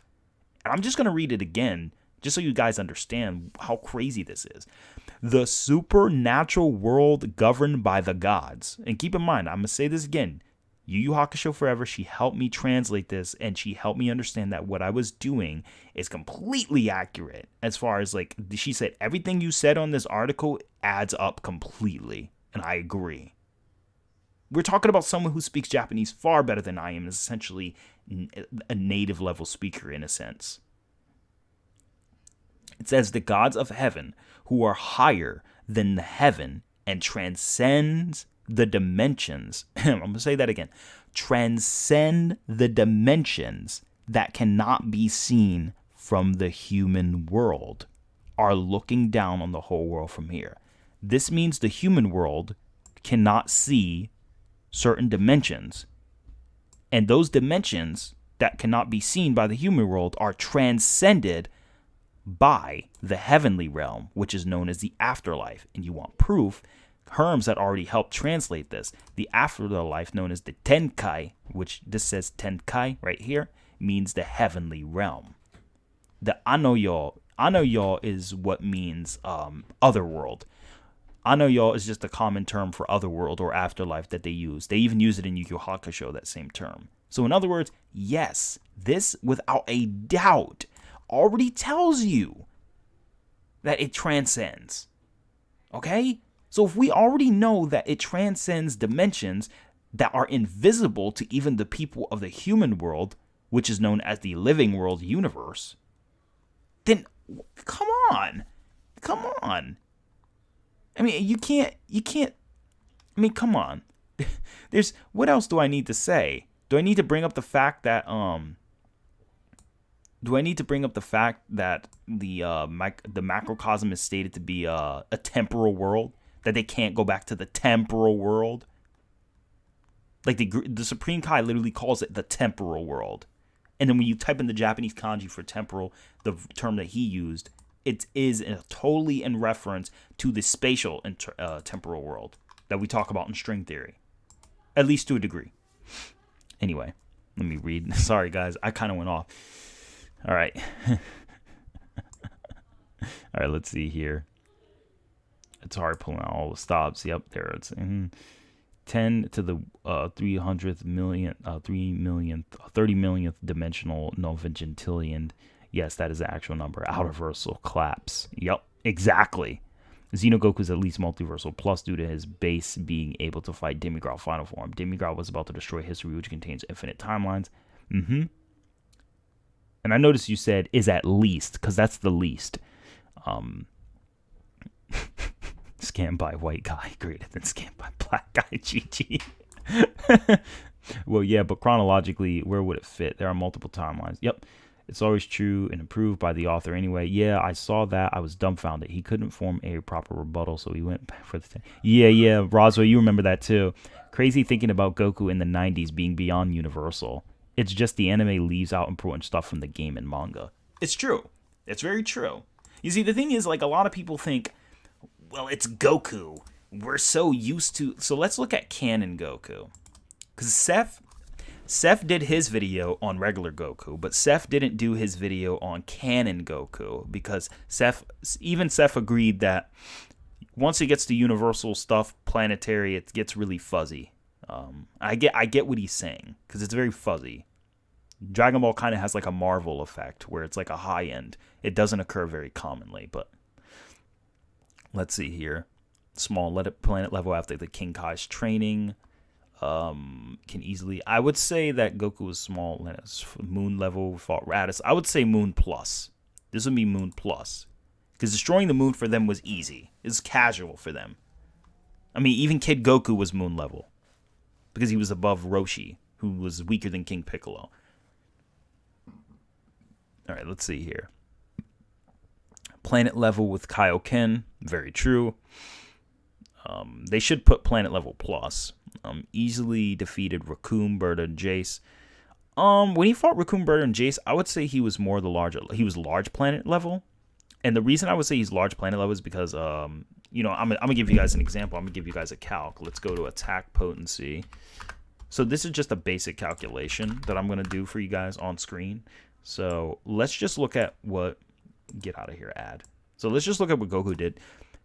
Piccolo was able to obliterate the moon into nothingness. So he had the high end feat. So he would not be 29 exatons. He would be 433 exatons. And we all know power levels do scale to the power. There are two problems though. Number one, power levels scale linearly, but the attack potency doesn't. This is why Goku was a power level of 10, but could tank bullets and lift cars. Bulma was a power level of 6, yet Goku was more than 10 times stronger than Bulma's physical human strength. So it's very clear that the algorithm for power levels aren't indicative to their actual speed. Sure, Goku's speed increases twice by 2 times over, but that doesn't mean his overall combat speed increases linearly. Dragon Ball characters are always exponential. Even 20% in Dragon Ball is not even a real 20%, you know?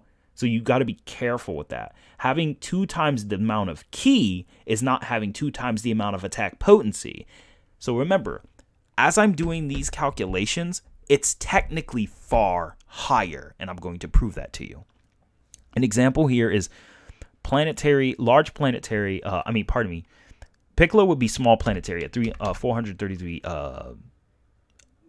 exatons of TNT. Let's just assume Piccolo's power level is 400, or let's just say Piccolo is 433 exact, okay? Or pretty much 433. Even with characters like Goku, a power level of 10,000 is enough to be in the zetatons. So for those who don't know, that's an extremely high number. But for zetatons of TNT, that needs to be at least at, I want to say, at least has to be 10,000 times more. And we already know at a power level of 10,000, you could blow up a planet. So that already proves you cannot use these basic linear numbers for properties. I mean, so when Goku hits a power level of over, like, I think it was 90,000, that's like 9 times over the general planetary level. And we already know Vegeta can blow up a planet into nothingness. So even if we asserted that's Yotatons of TNT, that just means a simple Kaioken, just one Kaioken from Goku already puts him at, it puts him already about like 5.4 Yotatons. So just a simple Kaioken times 2 from Saiyan Saga Vegeta tier power would already put Goku at that level. Goku technically is large planetary without Kaioken. So that already goes to show you that. Which is exactly why in the original comic manga, Goku tells Frieza, you can destroy entire planets, but you can't destroy one. I think Goku, let me say Frieza star level. I've seen this interpretation before. So like most people use this scan. So the term Hoshi could mean light. Pardon me, bruh. What am I saying? It could mean to want, or it can mean star. But let me check the chat before I go further. Atari, how do you feel about the battle memes by Omari thinking that GT baby Goku can defeat Goku Black? Well, I think that it's very tragic that people think like that. But that goes to show you most people don't watch for interpretation. They watch for entertainment. Well, I would assume since Demigod is helping the Time Patrol, I'd assume at the end, the video game, stop Demigod, okay? Hey, yes, power level doubles, not his speed. Yep. So Frieza says I'm probably 10,000 times stronger than you. It's not. No, it's not. It's not. I'm gonna show you guys another scan that shows you I'm not exaggerating. Let me pull it up right now. Andre, you know what I'm about to do. You already know. Remember what Vegeta said about Goku versus Cell? I'm gonna prove that right now. Oh man, I love this one. I love this interpretation because I asked Seth this. I actually DM'd Seth a while back and I said, Seth, what do you think about this? And he said, probably a hyperbole. But he said probably because I guess like the thing about nothing against Seth, but I think the thing about Akamaru is going crazy. So the thing about Seth is I think Seth doesn't want to like overinterpret certain claims and statements. So I'm with him there. I get it. You don't want to over exaggerate certain terms. You want to be on the safe side for scaling. But look at this. Let's take this scan. Okay. Pull up this scan 1. Okay. Let me see if I can I pull this over? Do I have too many sources here? Let me remove the image. All right, let's go back here. Oh, I could just do this. right, so let me know if you guys see it. Yeah, there we go. Son Goku, do you realize the extent of my power? Or Son Goku, do you now realize the extent of my power? But anyway, that's just one. There's another scan that we need to understand that where Vegeta says this. But Cell is 1,000 times stronger than Kakaroto. So the thing is, here's the thing about this scan. Most people don't actually understand exactly what it's saying. And that's the thing. So, yeah, that's important. So, when a character is a certain amount of strength stronger, this needs to be understood. I believe Vegeta's original term was Senbai. Senbai is 1,000 times. Now, although this probably is used for like exaggerated purposes, it could be interpreted literally. And here's an example. An example is this: Gohan power level versus Raditz. A perfect example. His power level, a power level of 710, he was just shocked. And then even here, it fluctuated. You dirty little, it changes with your emotions. Your power level is dropped to 1. So Gohan, as a general kid, his power level dropped to 1, even though he kind of tanked this hit from Raditz. I don't know how he did it. Even the same here is shown. Power level of 710 in the original Japanese. So the thing is, and then it happens here too. So if we assume that in super enraged Gohan, who had tears in his eyes as a 9-year-old or 9.5-year-old versus Cell, if we assume the same Gohan got the same level of rage boost increase, you could say he increased his power by 1,000, like more than 1,000%, more than 10,000%, about 100,000%. You could say he increased his power by just off of that, and that could be why Vegeta made that statement. Not that, and it's not like Toriyama did all the math. It's just saying that you have arguments in a debate that can support that.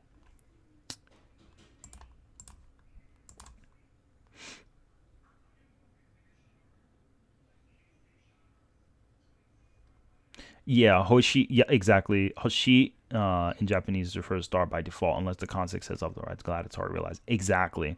Yeah, no problem. I'm taking Japanese courses at the moment, so I am still learning completely. But I do want to let people know that that's definitely important to understand.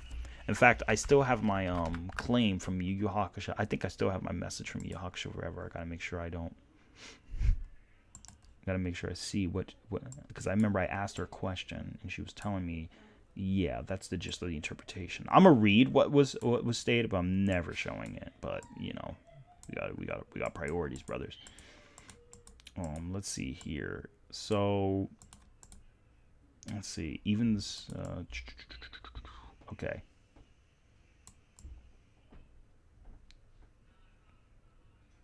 See where Goku says Celestial Ba. Yeah, so keep in mind my interpretation is a little that I first mistaken this. So Yu Hakusho Forever held me correct. So Hoshi means star, but in English we can use it to refer to celestial beings in general.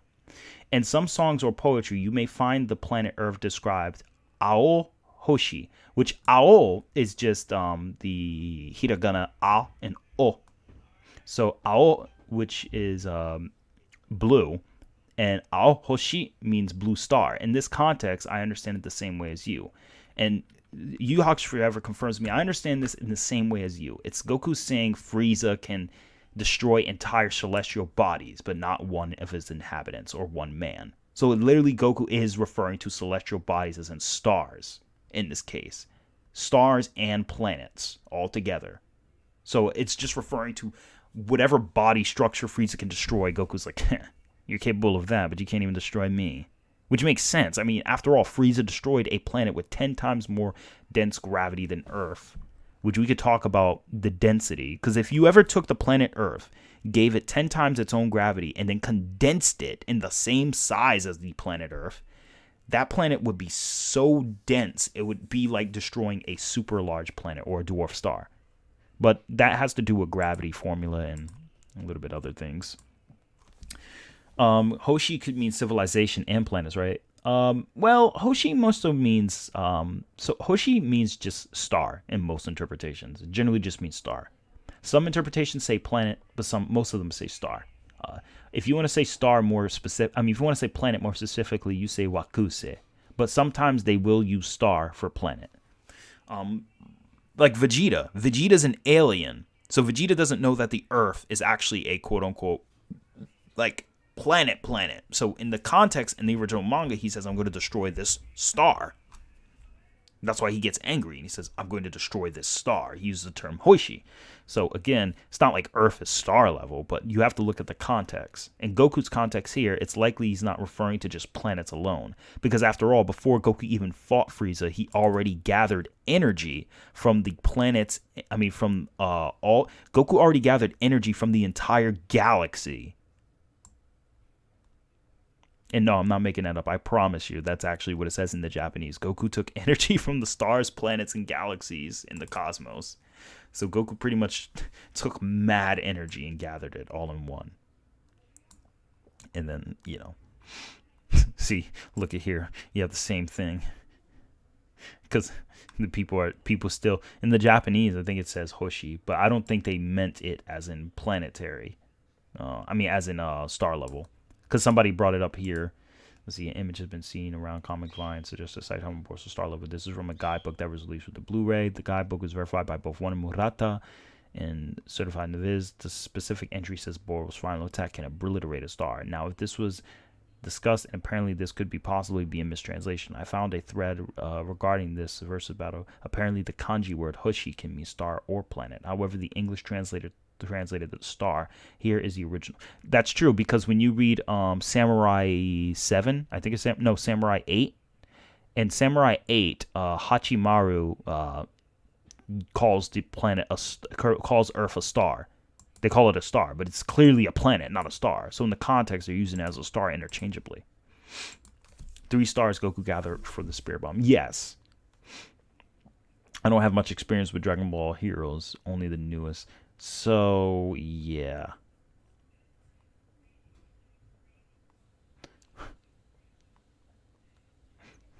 Yep, exactly. Yeah, because Namek is a super large planet. Because as we've seen before, I think I talked with you guys about this before. Boma's and, let me go here. Let's see here. Yeah, I brought all these power levels up, bro. Let's see. Yeah, Planet Namek. I think I talked about it before. I don't know if I talked about it here, but there's an interpretation where Bulma literally says that she converted the Scouter to kilometers, and Frieza uses like a point where he says like 8809,401 for like how big it was, and like that's in the Japanese original, so it's very clear because he says pointo. Yeah, in the 90s, Dragon Ball's planet exploding destroyed a galaxy. Most people say, that's an exaggeration. That's an outlier. Well, it's an outlier to what? Let me see. I can pull it up. Goku explains how he escaped. Look at, I see my own stream. How Goku escaped from Namek. So I have the, so let me not get copyright struck. But I'll just show it here. Just this clip here. Right here, Goku, the planet explodes, as you guys see. And that, I'm doing it frame by frame. So I want you guys to listen. Frame by frame. Ready? 1, 2, 3. This is not a fadeaway effect. Because people think it zooms in. People think it zooms in. It does not zoom in. I'm proving it.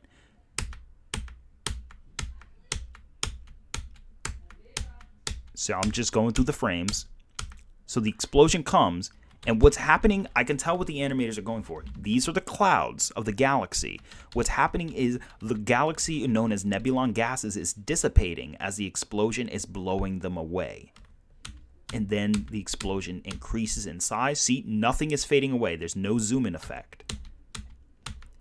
And as you can see, the galaxy is still on panel. They just had to pan it out. It was a different style of animation to do so, and they didn't want to like overdo it.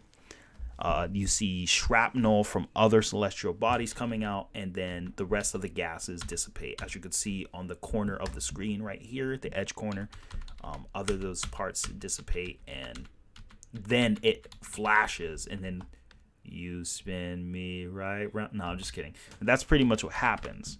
So in the official one, and then we come here into the emptiness of space. Goku was the ships are fast. So, bruh, Goku, you gonna get me demonetized?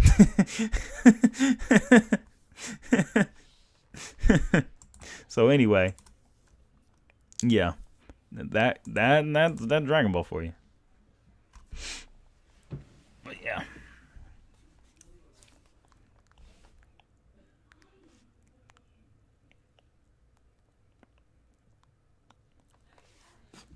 Yeah, I agree. There's some things Kai should have left in.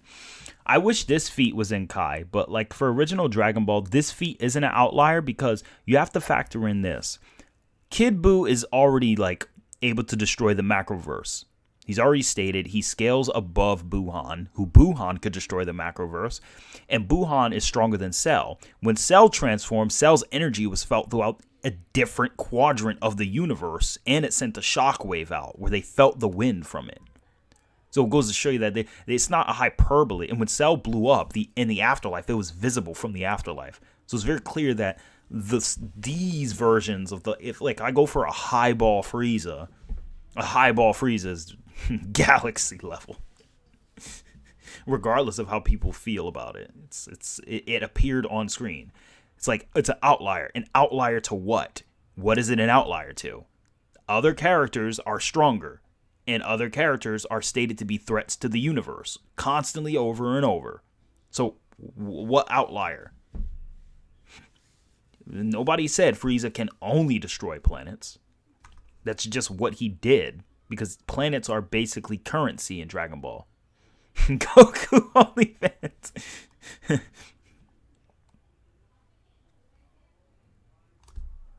Yeah, I thought it was too. A lot of people thought that was just a zoom in. But it's not a zoom in effect. It's actually a frame by. I did it frame by frame. Let me go back in the video before Goku gets me demonetized. But yeah, so like right here, when you see it in normal time, it's just because it's choppy. The animation's choppy. But if you see it frame by frame, you can actually see everything is being moved around, and they're trying to interpret it as the galaxy blowing up. Because again, back then Toei's like, he's a threat to the universe, so we gotta like make this super impressive or scary. So that's what they did. So for Dragon Ball, OG Dragon Ball, like the 90s, I would say that is canon. I mean, they do have it here. They have something called Toei Goku, I think. Yeah, DBZ Anime Goku. So Anime Goku they have. But yeah, and you have Dragon Ball Super Goku and then Manga Goku. So if this is Manga Goku, I can understand where they're coming from, but even if it's Manga Goku, even if this is Manga Goku, its solar system as a Super Saiyan 2 and 3, that's still too little. Because the data books confirm that Majin Buu is like a universal threat. And the Daizenshuu is correlated to the data book, so even Manga Goku is still 5D. For Super Saiyan 3 at least, at the high-end interpretation. So I don't get why it's like, oh, well, he can't do that, man. Now I'm going to talk about Xenogoku because the stream is coming close to the conclusive time where we need to end.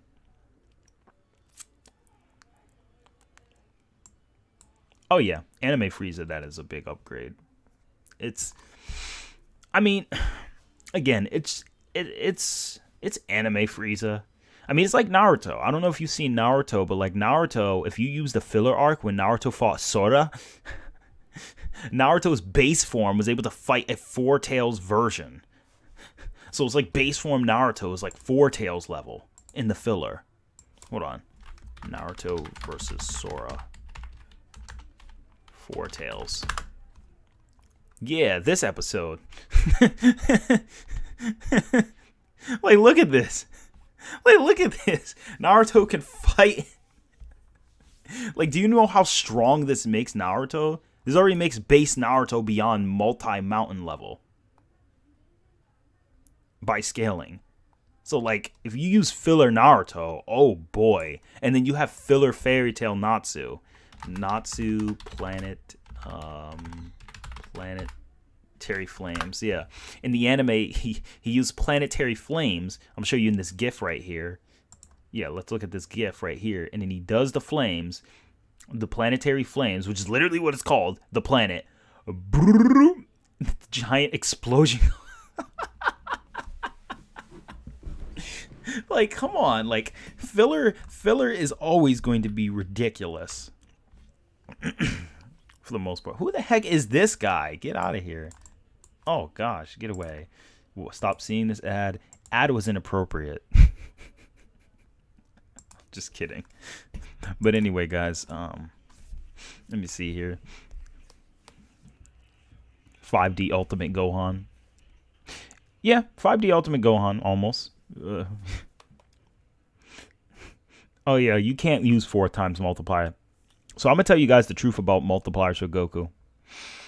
You can't... Super Saiyan 3 Goku, I'm going to trigger a lot of people, but Super Saiyan 3 Goku is not 4 times Super Saiyan 2.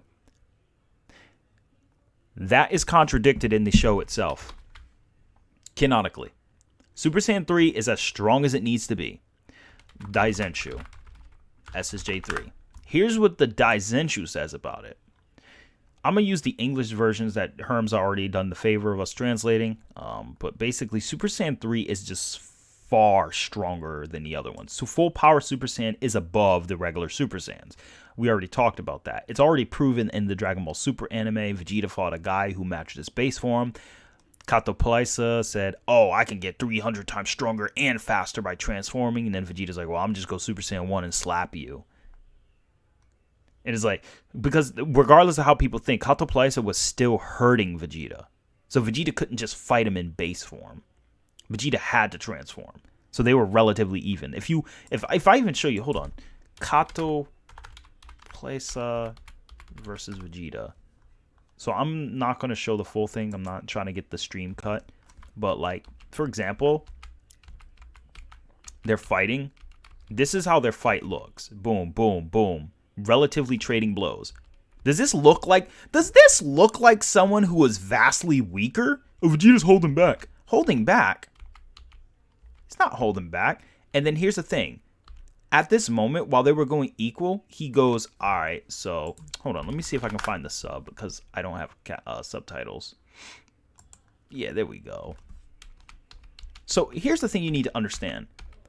He goes into his ultimate form. Get out the way. Okay, there we go. In ultimate mode, my attacks are 300 times faster and stronger. And then Vegeta's like, shut your ass up. Goes Super Saiyan immediately and boom. He blocks it, is able to tank it, flips back and is like, hold it.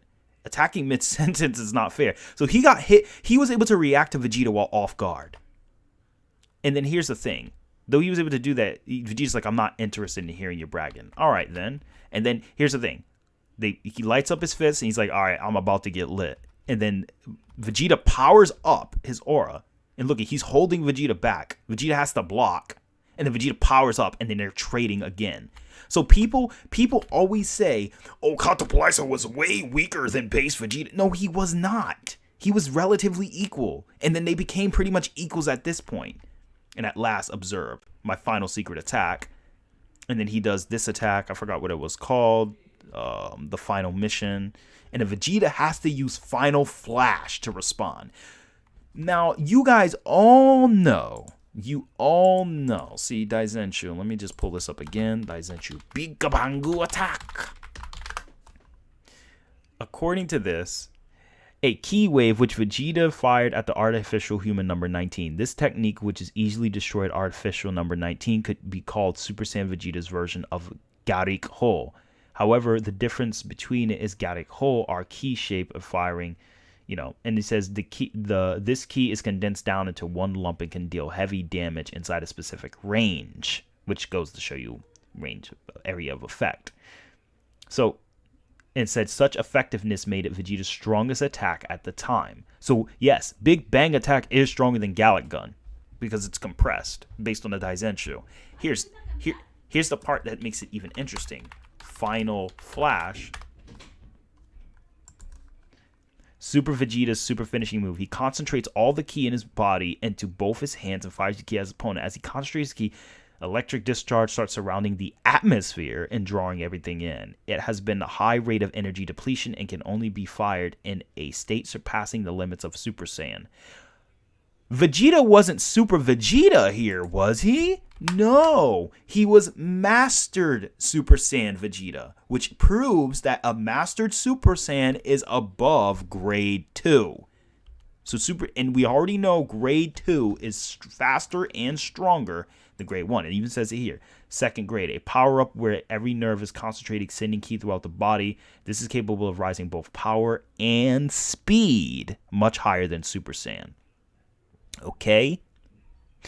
So with that said, I just want to finalize this conclusion, say it has a high rate, it has enough force to easily destroy the Earth, and Vegeta can aim in to narrow detach, etc., etc. This is Vegeta's strongest attack, and it can only be fired in this state. He can't really fire it in base form, though you can make an argument depending on what has happened. But at the time, this is important because then Kato plays, and here's the thing. Vegeta and them pretty much almost stalemated, but Kato Places basically got sent flying away. He's like, oh, I'm at the edge, blah, blah, blah, and he almost fell. So anyway, that's the point. I'm done commentating on that. You get the picture. I know I should wait until the S-Class video, but wondering, would you consider a low S-Class moon or small planet or planet at full strength? Since we at Mr. Hazama, I think it's a little more crazier than that. I'll explain, though, in the video, but I'll let you know that, in my opinion, it's more crazier than just saying moon level or small planet. And I'll show you why later. I haven't heard about this update for Super Saiyan 3. Yeah, man, being seen to you. But the thing is, Super Saiyan 3 isn't 400 times base. It's claimed to be 4 times Super Saiyan 2, and Super Saiyan 2 is 2 times Grade 4. But regardless, here's the thing, is that Super Saiyan 2, this form has power that surpasses Super Saiyan in all ways. Gohan naturally transformed into this through his anger. So let me ask you this. If Super Saiyan 2... so for example, SSJ2 multiplier. If Super Saiyan 2 is only 2 times Super Saiyan 1, 2 times stronger and faster, right? Then how on Mother Earth is Grade 3 confirmed to be 10 times above Super Saiyan? Trunks in this is 500 times base, confirmed by the data book. Yet, Cell said Goku is stronger than Piccolo, Vegeta, and Trunks at full power combined. Yet Goku trained Gohan. Gohan's like, when did Dad have enough time to get that strong? He's been training me. Which goes to show Grade 4 is a higher multiplier. It's always been stated. There's multiple data books. Hold on. Right here. Super Saiyan beyond Super Saiyan. As a result, becomes capable of maintaining his Super Saiyan state at all times and becomes able to surpass the previous limit to his power, even as a Super Saiyan, which is referring to he doesn't have to worry about training his base form as much as this. Well, at least at the time, because he surpassed those limits. And Goku unlocked Grade 2 and 3, and he surpassed that level of power. But anyway, I'm not here to talk too much about that. I've already kind of explained that in the last video. I just wanted to prove the point. This data book you see right here in your face is the same data book that claims that Goku is 5 foot, I think 5'9". I think they say Goku's 5'7" or 5'9". So even though Goku's 5'7" or 5'9", according to this Daizenshu, Frieza and Goku. All right, so for example, Frieza versus Goku height. This scan, everyone knows this scan, this image from the comic. I did the math. And Frieza is technically 3 feet in this scan. He's 3 feet tall. I actually have a scan of doing the math. So, and it's but Toriyama, you can't rely. But that's a frame. That's a scan that Toriyama took height into consideration. He intended for it to be that way. So you can't always take everything the Super Exciting Guide says verbatim as far as information goes. Because saying Super Saiyan 3 is 4 times above 2, we don't know if that's the limit, because Goku could just power up and increase it more with his emotions. Because remember, your emotions increase your strength too, and so does Super Saiyan 2. So I mean, I wouldn't say it's only just a set 2 times multiplier. Not at all. It's a very strong form. So I would just say that Super Saiyan 3, I wouldn't give it a clear number. But anyway, I'm going to finish up by talking about Xeno Goku, because we pretty much talked about a lot of things we needed to talk about. We talked about the updates to channel. Let's see here. If 2 times, how did adult Gohan match Dabura? Good point. Yes, I know about the 400 times base being totally wrong, but I still thought Super Saiyan 3 was 4 times Super Saiyan. I mean, it could be. You could use it for a placeholder. I would say use it for a placeholder so you at least have a number. I'm just saying that it doesn't hold much merit in terms of how it's interpreted in the story, because people will use the Super Saiyan 3 multiplier to multiply attack potency. But then again, using our other argument earlier, you could still say it's 4 times. You could say it increases your ki 4 times over, but I wouldn't say it increases your ki capacity and your general output 4 times over than Super Saiyan 2. But maybe it doesn't increase the attack potency 4 times over. Because, I mean, think about it. Goku went from planetary, because when Goku went Super Saiyan, Babidi was like, 300 killies. And Goku was holding back. In fact, I didn't even tell you this, guys. I didn't even tell you this. Supreme Kai is the same strength as Cell Saga Super Saiyan Mastered Goku, or Mastered Super Saiyan Goku. Supreme Kai is that much stronger, yet he was scared of Pui Pui and scared of Yakan. We need to fight them going all out. And then Goku slapped them. And Vegeta and Goku slapped them pretty much. And Vegeta slapped Pui Pui in base. And and then Supreme Kai goes to say, I had no idea. I couldn't even imagine they would be this strong. In the Japanese version, he says, I couldn't even imagine. I wouldn't even dream they were this strong. Which implies base Vegeta is relativistic or slightly stronger than the Supreme Kai, meaning base Vegeta is above the pre-Cell Saga Super Saiyan Mastered Goku. So it goes to show, yes, their Super Saiyan forms far surpassed Frieza. Far surpassed Frieza. It's just Cell was so much stronger than Goku that it wasn't even a competition. I mean, remember, Cell pretty much pooped out Cell Juniors. He had his minions, go ahead and fight for him. He's just like, yeah, go ahead, my children. Just go ahead and body like a grade 2 level Trunks and grade 2 level Vegeta and a grade 4 level Goku who's slightly injured. Thanks, Ed Jones. I appreciate it. I'm not the best, though, but I do appreciate the comment. But I'll take the compliment. Masaku Yusuke versus Cell Games Goku. That's hard.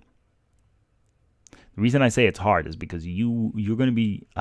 you know what? I can't answer because I can't tell you how strong Yusuke is. I got to say that for the juice. But I'm going to say, can Yusuke stand a chance? Give him his spirit ring, and I think we may have a good battle on our hands. And let me put it this way. Let me use anime Yusuke, and I'll prove to you that he can stand a chance against that type of Goku. Maybe.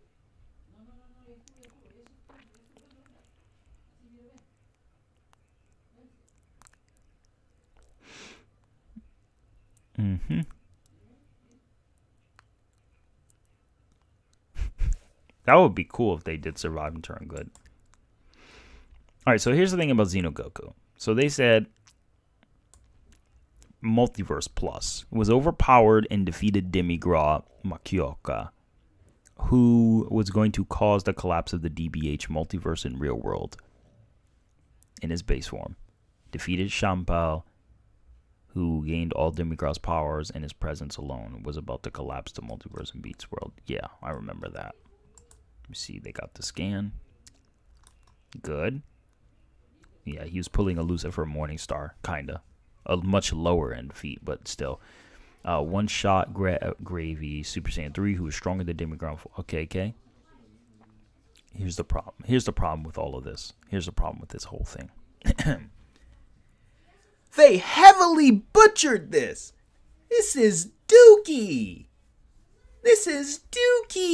Multiverse Plus? All right, let's go to the tiering system. Let's go to the tiering system. Tiering system. So let's go to 2A.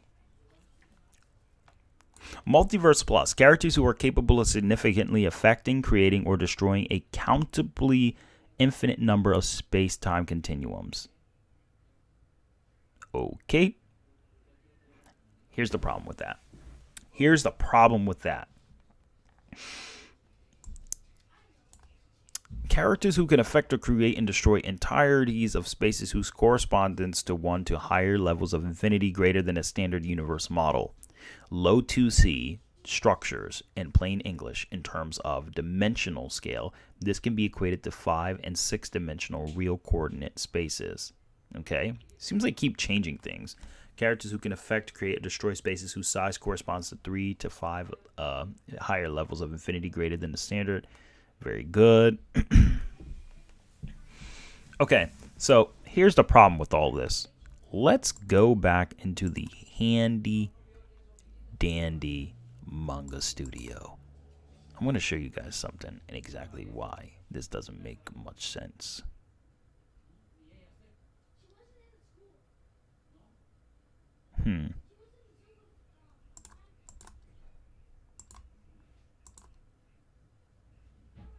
You know what? I'm not even going to go to Manga Studio. I'm just going to keep it simple.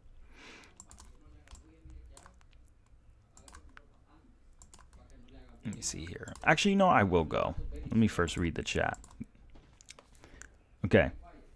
I'm glad you mentioned that Beats Real World is inside Xenoverse itself because he didn't know Vegeta, Goku, and Trunks are all real.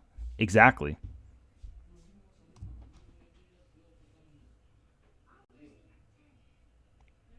Author of DBZ manga. Andre's giving it away. It's all good, though. That's exactly what I was going to talk about. So I'm going to talk about this, and then I'm going to wrap up, guys. So, because my wife made dinner, and I got to go eat. So, let me talk a little bit about... Let's go to Manga Studio.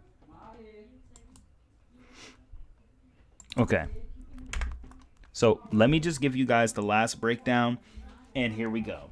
So, to be honest with you, Dragon Ball's Macrocosm... Alright, guys. So, we all know, and for the most part, most of us agree that the Dragon Ball Macroverse... Let me get the Macroverse. DBZ map. Let me get the DBZ map. Let me see the DBZ universe. Alright, so let me get a transparent image of that. Yeah, I'm going to get this. This is going to be nice. So I'm going to just delete that, delete that, delete that, delete that, delete that, delete that. There we go.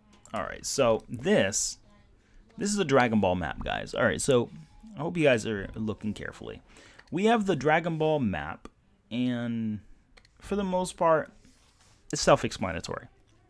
This is a 5D structure, okay? We already know this because this world, according to Daizenshuu, transcends all the dimensions. This is the living world. All dimensions of this infinite living world are transcendent from this realm. This realm transcends all those. And dimensions that can't be seen, like the Seguro space and other spaces, this dimension is larger and transcends that. Now remember, the Seguro space in Dragon Ball is another space that occurred in GT. I'm sure you guys remember. Okay, so I don't know what happened. The microphone kind of snapped on me. But yes, the Seguro space, to give you guys an understanding of it, it's this space, if you guys remember. This space is stated to be in a dimension. Hold on one moment.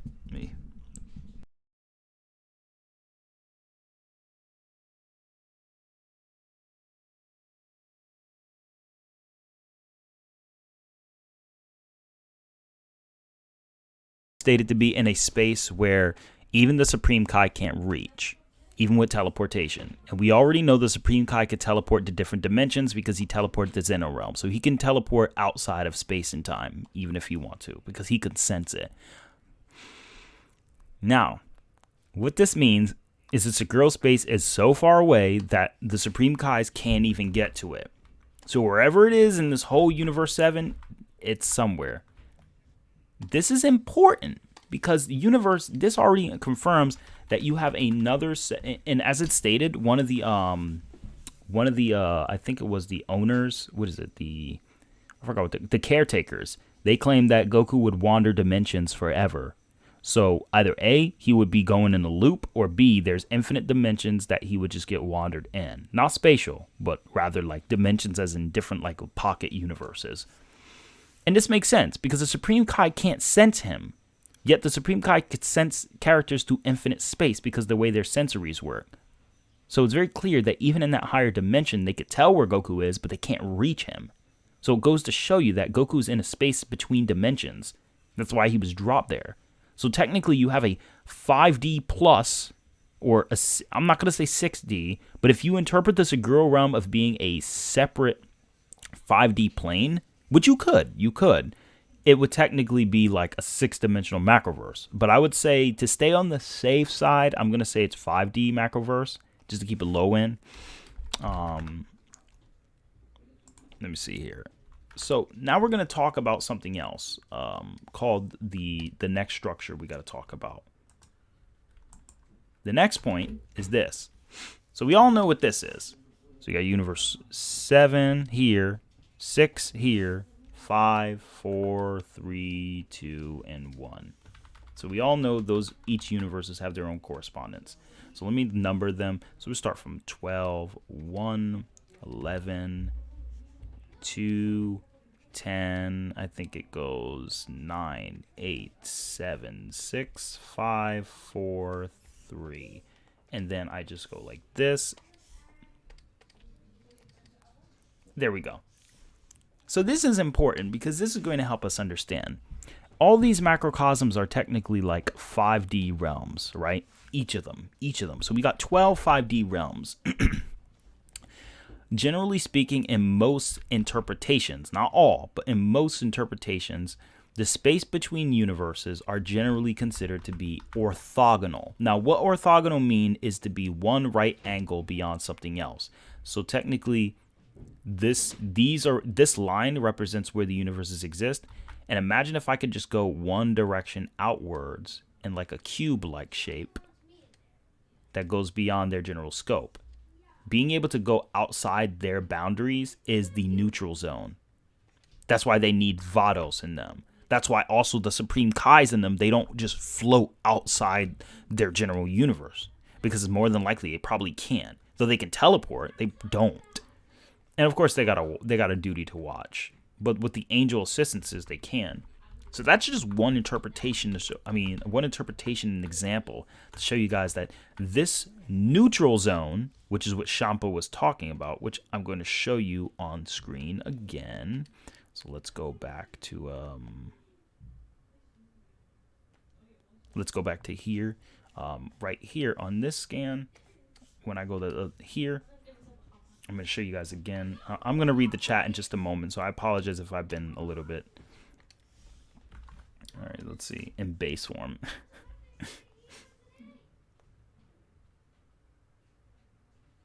Let's see here. I'll be right. So right here is what they call the neutral zone from Champa. So Champa talks about something called the neutral zone. And the neutral zone is pretty much just the zone of the space between universes. So this is in chapter 6 right here. The neutral zone. So basically they fight in between the space between universes. And there is an example as when you see the Shenron is raised. He's raised in between the two universes. And as you could see from the background, these stars or the space, this is Universe 7. All of that infinityism I told you about, the infinite macroverse and all of that is contained in here. And the space behind them is logically infinitely larger. And the reason we know it's infinitely larger is because Zeno's realm looks like an afterlife apparel of this version. Like Xeno's Realm looked like a bigger afterlife of that. So technically the neutral zone is 6-dimensional.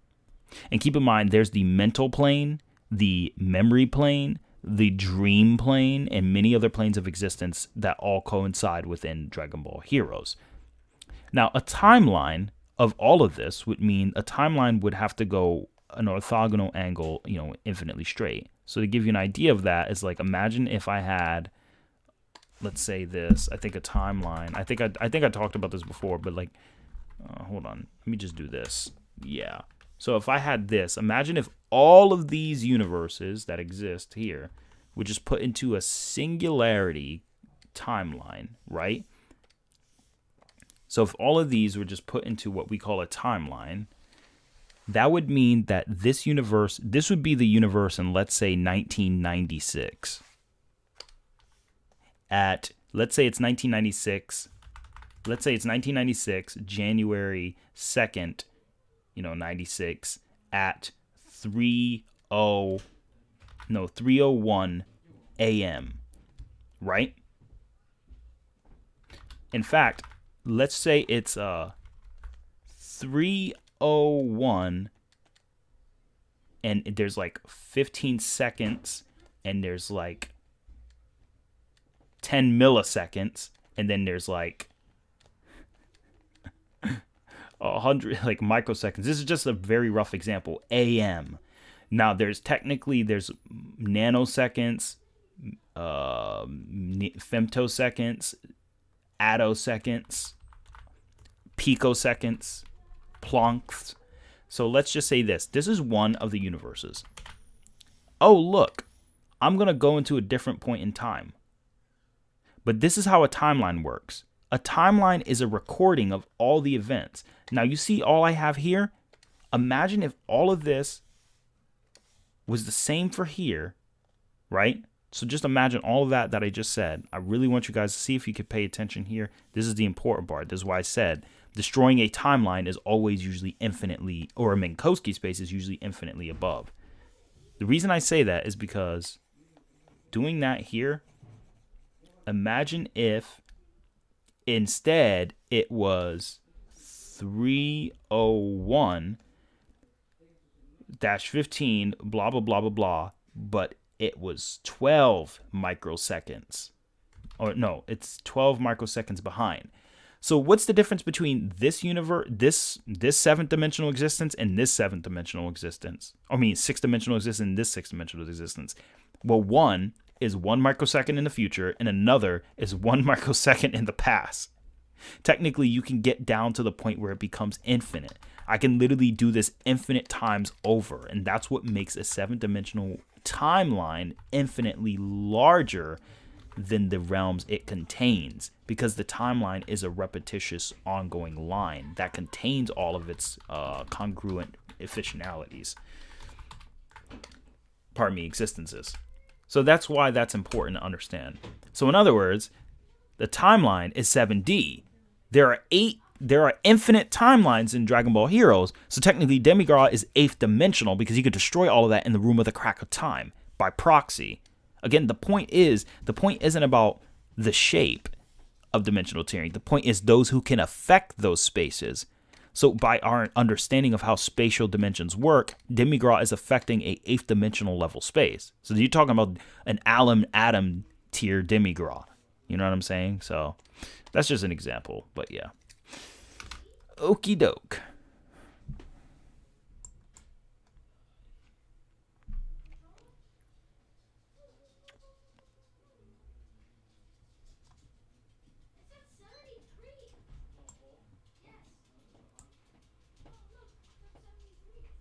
Point out the stack of stars in background DMedia, and I said they could be universes as the light can be seen even though they're universe distances away. That's a really, really strong point.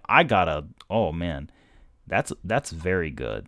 That is a very good point you brought up right there. I like that. And to answer the question, Sunny D, I get what you're saying. The way I would look at it is I would say on the lower end, you could say it's a fictional avatar, but it's not about the avatar that's represented in the screen. Because the reason Goku looks like he's, a Goku with the Metamori's clothes on is because Goku is in fusion with the audience. They don't know which audience he's fusing with, so they don't want to make Goku look like an Asian hybrid, a black guy hybrid, a freaking girl hybrid. The point is, Goku fuses with just whoever is watching it. And so even if nobody is watching it, the narrative, which I don't want to use this term because they use that for One Punch Man wank, but I want to say the premise of Goku's character is made to transcend the fiction he is bound to and fuse with the outside readers. So remember, if you know Cosmic, so here's a perfect way to interpret it. You know Cosmic Armor Superman, a best way to interpret this is Cosmic Armor Superman could feel the reader's breath. So Cosmic Armor Superman could feel the reader's breath right here. Right? He could sense that somebody is reading the book, like the comic. And he could kind of somewhat reach out to there, right? From that direction, it has no name, comes a sound like breathing. The whole continuum trembles as if it's cradled. So as it's cradled is referring to the cradling of the comic book being held in the hand of the reader. So with characters like Goku's God tier fusion, or when Demigra transcended the actual Xenoverse, it means that they're pretty much going beyond the fictional boundaries that bound them. And that's what the writer wants. So the writer is pretty much allowing the characters to transcend an idea of transcending fiction. I mean, because clearly Goku's still a fictional character regardless of the movie. Cosmic Armor Superman's fictional regardless of the character.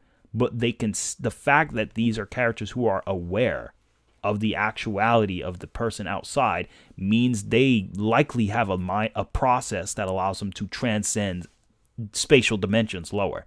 So even though there aren't infinite dimensions in Dragon Ball, Goku would by proxy dominate the dimensions below him because he's going beyond that, because he's now into the realm of the reader.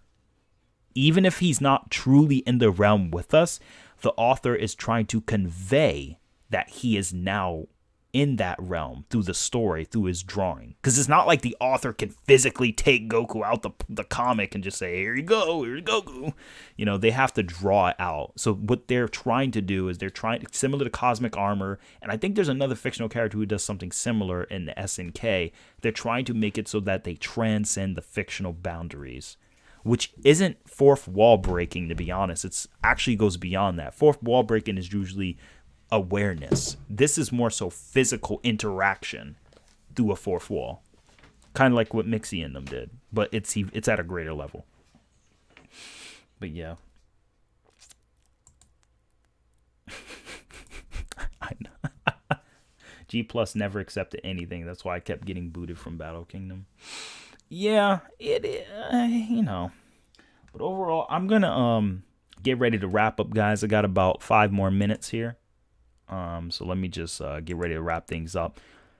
So I'm going to start a lightning round of questions. But yeah, I just wanted to help you just give some input on it. And thank you everyone who has been watching. 500 subs. That is the best part of all of this. Now look at this dude. Wait till you see the... Oh, no, I'm just kidding. I don't care how you guys feel about this character's flamboyant outfit. This character will still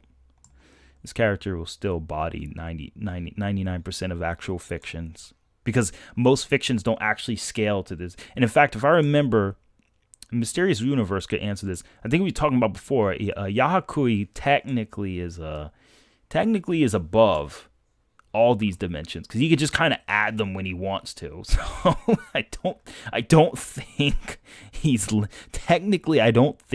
limited to spatial dimensions. I think he technically is like high hyperversal plus or like low outerversal, because technically he's like, I mean, he's not in a dimension to create these dimensions. I mean, technically he's not really in the dimension to create dimensions because he's just making dimensions on the spot, however many numbers he wants to add. And he's just like, let me absorb this one, let me absorb this one, let me absorb this one, and then this one. So technically you can argue, maybe not outerversal, but definitely could be high hyperversal, because you could probably create up to 1 billion dimensions if given enough time. But so I don't really limit it to 37 dimensional, but yeah. Anyway.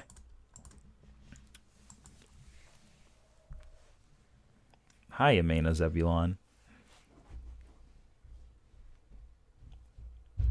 How do I deal with aggressive debaters? All right, so lightning round. So I'm going to leave within 5 more minutes. Okay, here we go.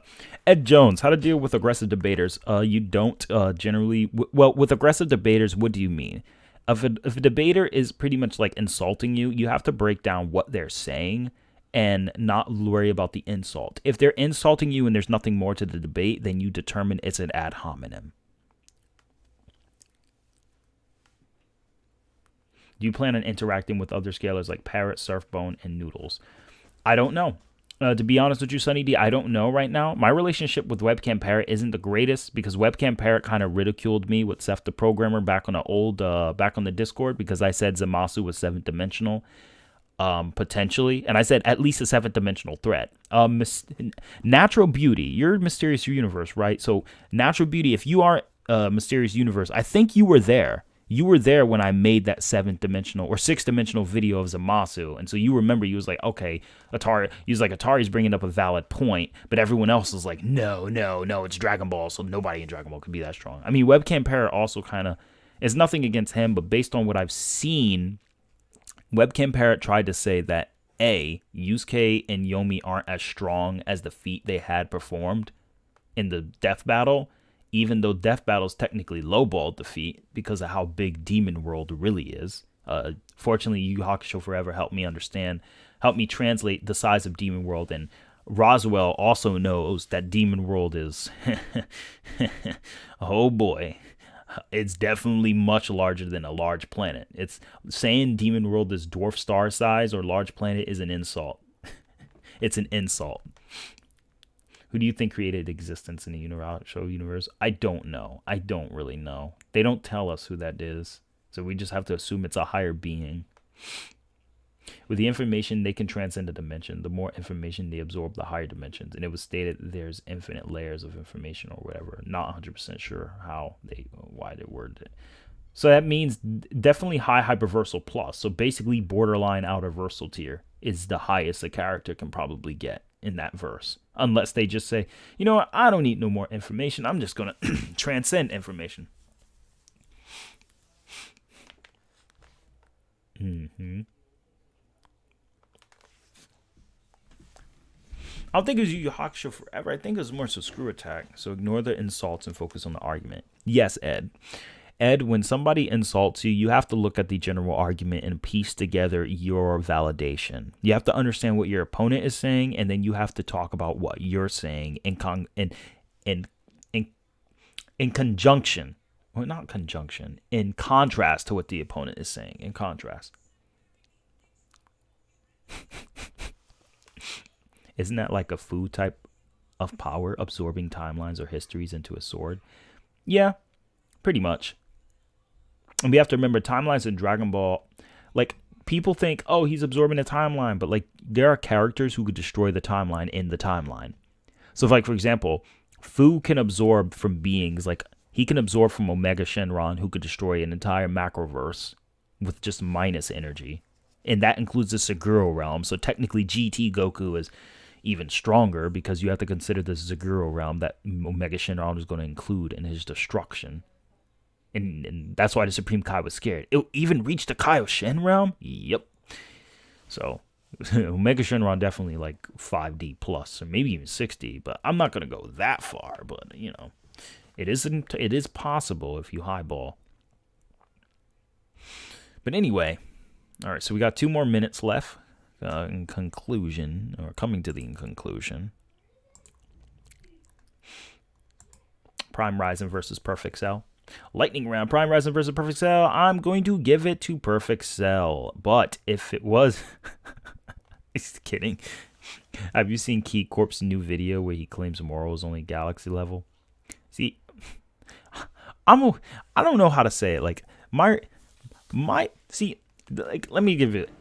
My relationship with Key Corp is kind of like weird. It's like, I'm chill with him, but we disagree on a lot of things. But Key Corp understands where my arguments come from. He just doesn't agree with them. That's the only difference.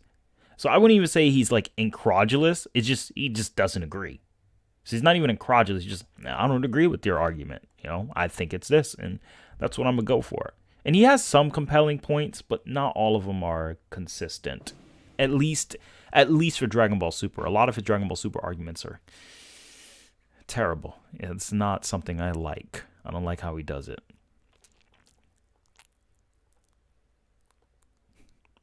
That's the thing. The range is galaxy level, which is 1/4 of the universe in Dragon Ball.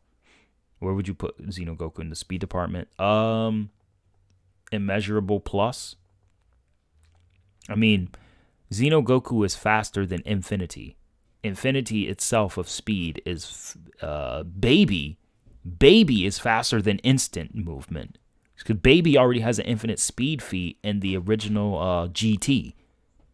When Baby shot the shockwave ball, the shockwave of the ball itself transcended obviously three-dimensional space, and wherever that quantum tunneling the Supreme Kai is traveling in, it knocked the Supreme Kai off balance during mid-instant travel. So it's very clear that that ball has a shockwave effect that can go beyond infinite speed. Because he moved that instantaneous movement. Like an instant. Point A to point B without any time. There's no time when it comes to instant movement. So there's no time at all. So what that means is Baby Shockwave was like, hey, come here, brother. You know, at the end of the day, that's pretty much what happened. I know. Superman only destroys planet. Yeah, he's above. Yeah, like Andre said, he scales the Metacooler. Like Baby scales the Metacooler as far as catching Infinity. And then you have the Goku Universe arc, where Goku transcends pretty much is moving in mid-time stop. And then you have to factor in, like, then they transcend even beyond that. And they literally transcend time in Dragon Ball essence. And keep in mind, there's time in the universe, there's time in the afterlife. Time isn't in the afterlife, but the afterlife is affected by people who age in time. And it's still part of a timeline. So it's like kind of like in Marvel or DC, there's hyper time, but it's not exactly hyper time. It's basically just saying time allows objects to move. So basically, the afterlife does have time, just not 4D time or 3D spatial 4D time. Okay? Basically, come here, boy. Gorge, come here, boy. I need to talk to you. And then you have, you know. Well, let's read further what everyone else is saying when they tune into Atara's next stream on Dragon Ball Z Kai. Don't worry, I'll probably, I don't know if you guys want me to start doing voice acting videos as well included, but let me see. Do you know how strong the Jujutsu Kaisen verse is? Not yet. I do know that an old acquaintance of mine named Sosa talked to me about how crazy they are. And on a highball, whoo, man, you get infinite speed, you get universal plus, you get some stupid stuff. So it depends on who is scaling the series. But I do know, like, Gojo has gone beyond infinity in that little mansion they had with the illusionary mansion of infinity loops. So, yeah. If you compare Superman Prime Punch of Reality and shattering it, does GT Goku into Girl's space by aiding the Black Hole Dimension while it was trying to collapse on itself? So here's the thing, Crushing Saiyan Corp. So I'm going to just call you CSC. Or Crusher Saiyan. Andre and I read that, and Superboy Prime took hours. The scan actually says that he took hours to do that.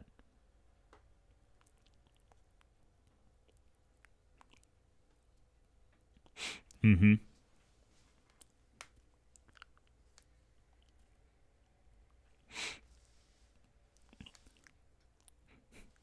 Yeah, infinite speed, probably not universal, but I think it was like universal through the infinite loops he puts in your brain. Because technically, yeah, it wouldn't be universal, so I wouldn't go there. Yeah, you're probably right. The imaginary space isn't probably.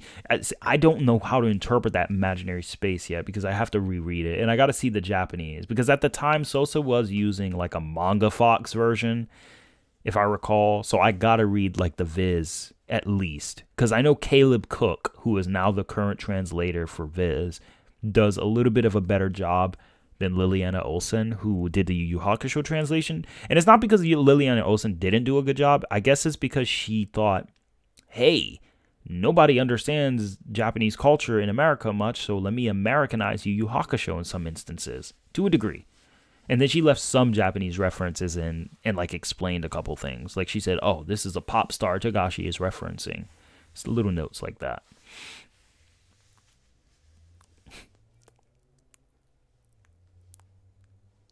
Yeah, Superboy Prime took hours. He tried to shatter reality. He didn't shatter time. Because if he shattered time, it wouldn't take time. But it's like, but I don't know, it's hard. It's like, it took him time to shatter time. You know, it's all over the place. But all right, guys, it looks like that is it for today. Looks like we have already reached pretty much everything we needed as far as the video goes. And I appreciate everyone who came in to view. We had reached up to our peak of 18 viewers. That is awesome. And I'm really glad that everyone else came and enjoyed themselves in the stream, or I hope you enjoyed yourself. And with that,